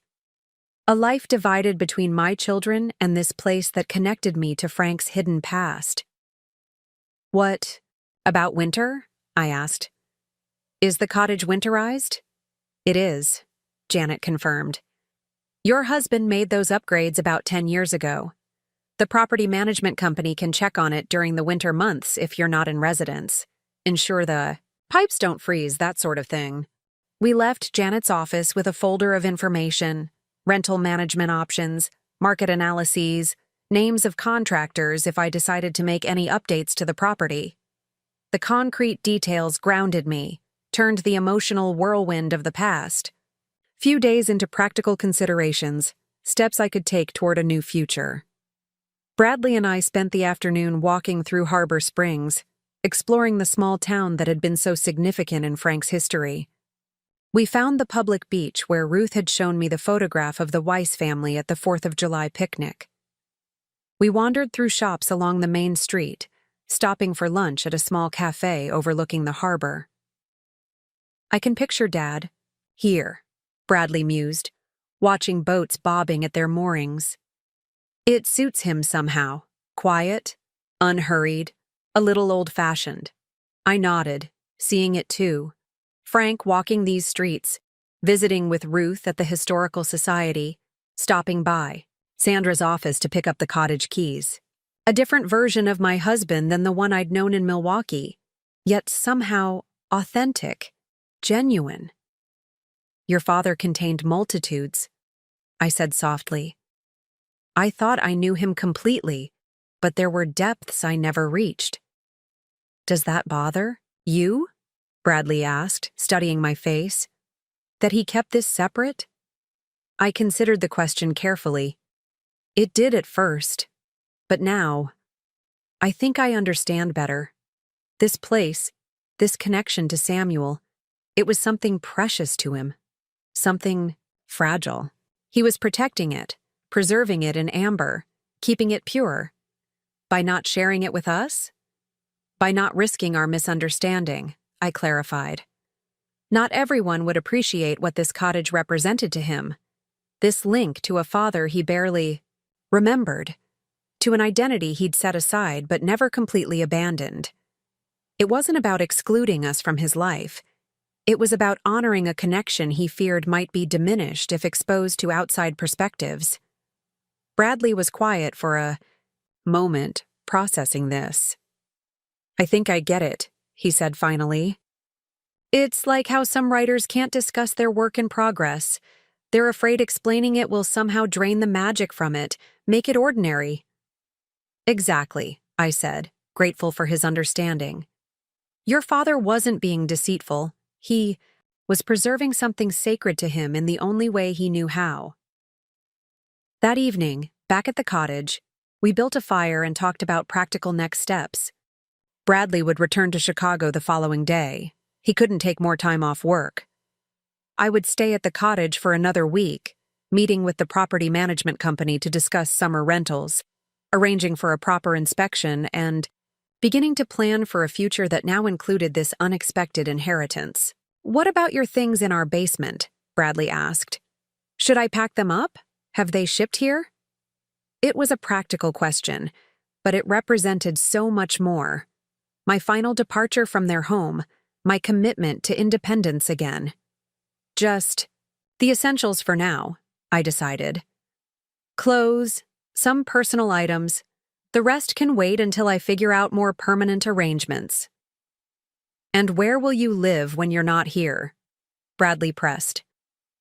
If you rent the cottage in summer, where will you go? It was the one piece of the puzzle I hadn't quite worked out. I'm not sure yet, I admitted. I could look for a small apartment in Northbrook to be near you and eventually near Claire when she visits. Or maybe I'll explore other options. I've always liked Madison. It's a good halfway point between Milwaukee and Chicago. Whatever you decide, I'll help, Bradley promised. And Mom, I want you to know that having you in our basement this past year, it wasn't a burden. I'm glad we could be there for you after Dad died. I just think it's time for all of us to move forward now. I reached over and squeezed his hand, touched by his sincerity. I know, honey. And I'm grateful for the shelter you provided when I needed it most. But you're right. It's time for me to stand on my own again. The next morning, I stood on the porch watching Bradley's car disappear down the gravel driveway. He'd be back in Chicago by early afternoon, returning to Melissa and their life together. I'd promised to call daily, to keep him updated on my plans, to let him know if I needed anything. Alone again, I turned back to the cottage, my cottage now, with a sense of purpose I hadn't felt in years.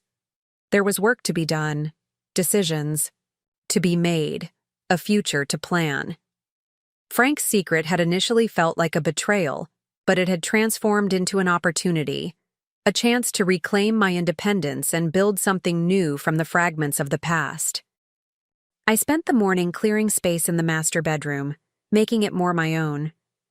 I carefully relocated some of Frank's personal items to a cedar chest, preserving them but creating room for myself as well. I rearranged the living room slightly, angling the armchairs to better capture the morning light. Small changes, but significant ones. This wasn't just Frank's sanctuary anymore. It was becoming mine as well, a place where I could honor his memory while forging my own connection to this peaceful spot on Lake Michigan's shore. In the afternoon, I drove into town to meet with Sandra at Pine Harbor Property Management. We discussed summer rental arrangements, scheduled a professional inspection, and set up increased maintenance checks since I would be splitting my time between the cottage and wherever I established my second residence. Frank would be pleased, Sandra said as our meeting concluded. He always hoped you'd find this place eventually, that you'd make it your own. I thought of Frank's journals, of his struggle to find a way to share this part of himself with me. I think he'd be relieved, I said, that the secret's finally out, that the division he maintained for so long has been healed. Will you change? Anything? Sandra asked. Renovate? Update? I shook my head. Not substantially. The cottage is perfect as it is. Simple, honest, connected to its history. I might refresh some paint, perhaps update the kitchen appliances eventually, but nothing that would alter its essential character. That evening, I sat on the dock watching another sunset, the 5th since I'd arrived at the cottage. The view was becoming familiar, comforting, the way the light turned golden as the sun descended, how the water changed from blue to amber to deep purple, the silhouettes of distant islands emerging against the glowing horizon. Frank had watched this same sunset countless times over the past 20 years. Had he felt the same peace I was beginning to find here? Had he sat on this dock, missing me, wishing he could share this beauty but unsure how to bridge the gap he'd created? I hoped he had. I hoped that in his final months, knowing he was setting in motion the events that would lead me here, he'd found some resolution, some ease in the knowledge that his divided self would finally be made whole through my discovery, as Gyam. The last sliver of sun disappeared below the horizon. I made my decision. I would keep the cottage. I would honor Frank's legacy by making this place part of my new life, not just a retreat or an investment property, but a home, at least for part of each year. And for the rest of the time? That path was still forming. But for the first time, since Frank's death, I felt genuinely optimistic about the future. Whatever shape it took, I would no longer be defined solely as a widow living in her son's basement, dependent and diminished. Frank's final secret, revealed at last, had given me more than just property. It had returned to me the possibility of reinvention, of beginning again. 1 year later, the morning light filtered through the curtains of my small apartment in Madison, Wisconsin. I sipped coffee at my kitchen table, reviewing my calendar for the coming week. My suitcase stood by the door, packed and ready for my drive to Harbor Springs the following day. It had been exactly 1 year since the letter arrived. 1 year since I'd discovered Frank's secret cottage and begun the journey that transformed my life from dependent widow to something entirely new. My phone chimed with a text message from Claire. Arrived in Chicago last night. Bradley picked me up at 10. Should reach Harbor Springs by 4. Can't wait to see the cottage and you. I smiled, heart warming at the thought of having both my children with me for Memorial Day weekend. Claire had finally seen the cottage 2 months ago during a brief visit, but this would be her first extended stay.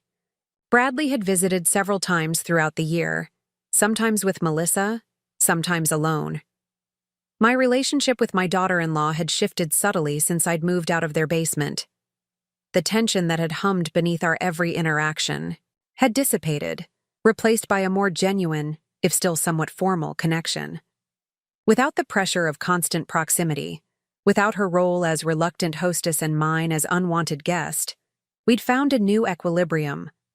Not close, perhaps, but respectful, even occasionally warm. I finished my coffee and made a final check of the apartment. Everything was in order for my 3-month absence. The Madison apartment had been a fortunate find, a 1-bedroom unit in a quiet complex with reasonable rent, close enough to both Milwaukee and Chicago that I could visit friends and family easily. I'd signed the lease 8 months ago after my first summer renting out the cottage. Janet Kozlowski's prediction had proven accurate. The Harbor Springs cottage had rented quickly and profitably during the peak summer season, providing income, That, combined with my teacher's pension, allowed me to maintain two modest residences, the apartment in Madison and the cottage in Michigan. My life had fallen into a rhythm I hadn't anticipated but had come to cherish. Summers in Madison, close enough to Bradley and Claire for regular visits. Spring and fall at the cottage, enjoying the quieter seasons by the lake. Even a few winter weeks there, experiencing the hushed beauty of snow-covered pines and frozen shoreline. The cottage itself had changed little. I'd repainted some rooms, updated a few appliances, but preserved its essential character. The photographs of Samuel and Eliza Weiss still adorned the mantelpiece. Frank's journals remained in the desk drawer. The Adirondack chairs still faced the water from the same spots on the dock. But I had changed. The woman who had lived tentatively in her son's basement, diminished by loss and financial insecurity, had been replaced by someone more resilient, more independent. Someone who had confronted the past and fashioned from it a future she hadn't imagined possible. I locked the apartment door behind me and took one last walk around the neighborhood before my departure. Madison had proven to be the right choice, a vibrant small city with enough activities to keep me engaged, but not overwhelmed. I'd joined a book club at the local library, volunteered tutoring elementary students twice a week, and made a few casual friends among my neighbors. The life I'd built wasn't extraordinary, but it was mine. Not defined by Frank's absence or by dependency on my children, but created deliberately, thoughtfully from the unexpected opportunity his final secret had provided. The drive to Harbor Springs the next day felt like going home, though whether I was heading toward home or away from it had become pleasantly ambiguous. Both places belonged to me now, the apartment and the cottage, the city and the lakeshore, the present I was building and the past I had come to terms with. Arriving at the cottage by early afternoon, I had time to prepare for Claire and Bradley's arrival. I changed the bed linens in both bedrooms, arranged fresh flowers on the kitchen table, and stocked the refrigerator with their favorite foods. Small acts of mothering that now felt like choices rather than obligations. When their car pulled into the driveway, I was waiting on the porch, the afternoon sun warm on my shoulders. Claire emerged first, her California tan contrasting with the pale Michigan spring, face lighting up at the sight of me. Bradley followed, carrying their bags, his smile easy and relaxed in a way it hadn't been during my basement days. "Mom," Claire said, enfolding me in a tight hug that smelled of her familiar perfume. "You look wonderful." "The cottage is beautiful," she added, stepping back to take in the cedar siding, the green trim freshly painted last fall, the riot of spring wildflowers I'd encouraged to grow around the clearing. "Wait until you see the inside," Bradley told her, setting down the bags to give me a quick hug. "And the view from the dock, it's incredible at sunset." The three of us moved inside, Claire exclaiming over the cozy living room with its stone fireplace, the simple kitchen, the porch facing the water. Bradley carried their bags to the bedrooms while I made tea, the familiar domestic rhythm comforting after months of solitude. "So this is where Dad came all those years," Claire mused, studying the photographs on the mantelpiece. "His secret." "Get away!" "Not secret anymore," I said, setting the tea tray on the coffee table. "Now it's ours, a family place again, like it was for the Weiss family all those decades ago." Later, after dinner, we took our wine glasses to the dock and watched the sunset together. Frank's children and I, united in this place that had once been his solitary retreat. The conversation flowed easily, touching on Claire's work in California, Bradley and Melissa's tentative discussions about starting a family, and my volunteer activities in Madison. As darkness fell and the first stars appeared above the lake, Claire asked the question I'd been anticipating. "Are you happy, Mom, with this new life you've built?" I considered the question carefully, wanting to give an honest answer. "Yes," I said finally. "Not in the way I was happy with your father. That was a different life, a different kind of contentment. But I'm at peace. I've found my footing again." Bradley nodded, understanding in his eyes. You seem more like yourself than you have since Dad died. More present. That's a good way to put it, I agreed. For a while there, I felt like I was fading, becoming invisible. The widow in the basement, trying not to take up too much. Space. Now I feel solid again, real. We stayed on the dock until the chill drove us inside, where Bradley built a fire in the fireplace and Claire made hot chocolate, a tradition from their childhood. Sitting there with my children, watching the flames dance and hearing their laughter, I felt a fullness that had nothing to do with the cottage's financial value or the independence it had helped me reclaim. This, I realized, was what Frank had truly given me, not just property or security, but a path back to myself, a way to reconnect with our children as equals rather than as a burden, a chance to transform loss into renewal. The weekend passed quickly, filled with hikes along the lakeshore, meals at Harbor Springs restaurants, conversations that stretched late into the night. Bradley and Claire absorbed the history of the cottage, of Samuel and Eliza Weiss, of the complicated man their father had been, formed by early loss, shaped by dual identities he never fully reconciled. On their final evening, we gathered on the porch as a gentle rain pattered on the roof. Claire had found Frank's journals earlier that day and had been reading them, her expression thoughtful as she closed the leather cover. "I wish he'd told us," she said, echoing Bradley's words from a year ago. About Samuel, about this place, about who he really was. He told us in his own way, I replied softly. Through the values he lived by, through the love he showed us, through this final gift he arranged for us to discover together. Bradley reached over and took the journal from Claire, running his fingers across the embossed name, Franklin Weiss, that his father had set aside but never forgotten. "You know what's strange?" he said. "I feel closer to Dad now, knowing about this part of him, than I did when he was alive. It's like seeing the complete picture for the first time." Claire nodded, wiping away a tear. "It's like he's more real somehow. Not just Dad, but a whole person with complexities and contradictions, just like the rest of us."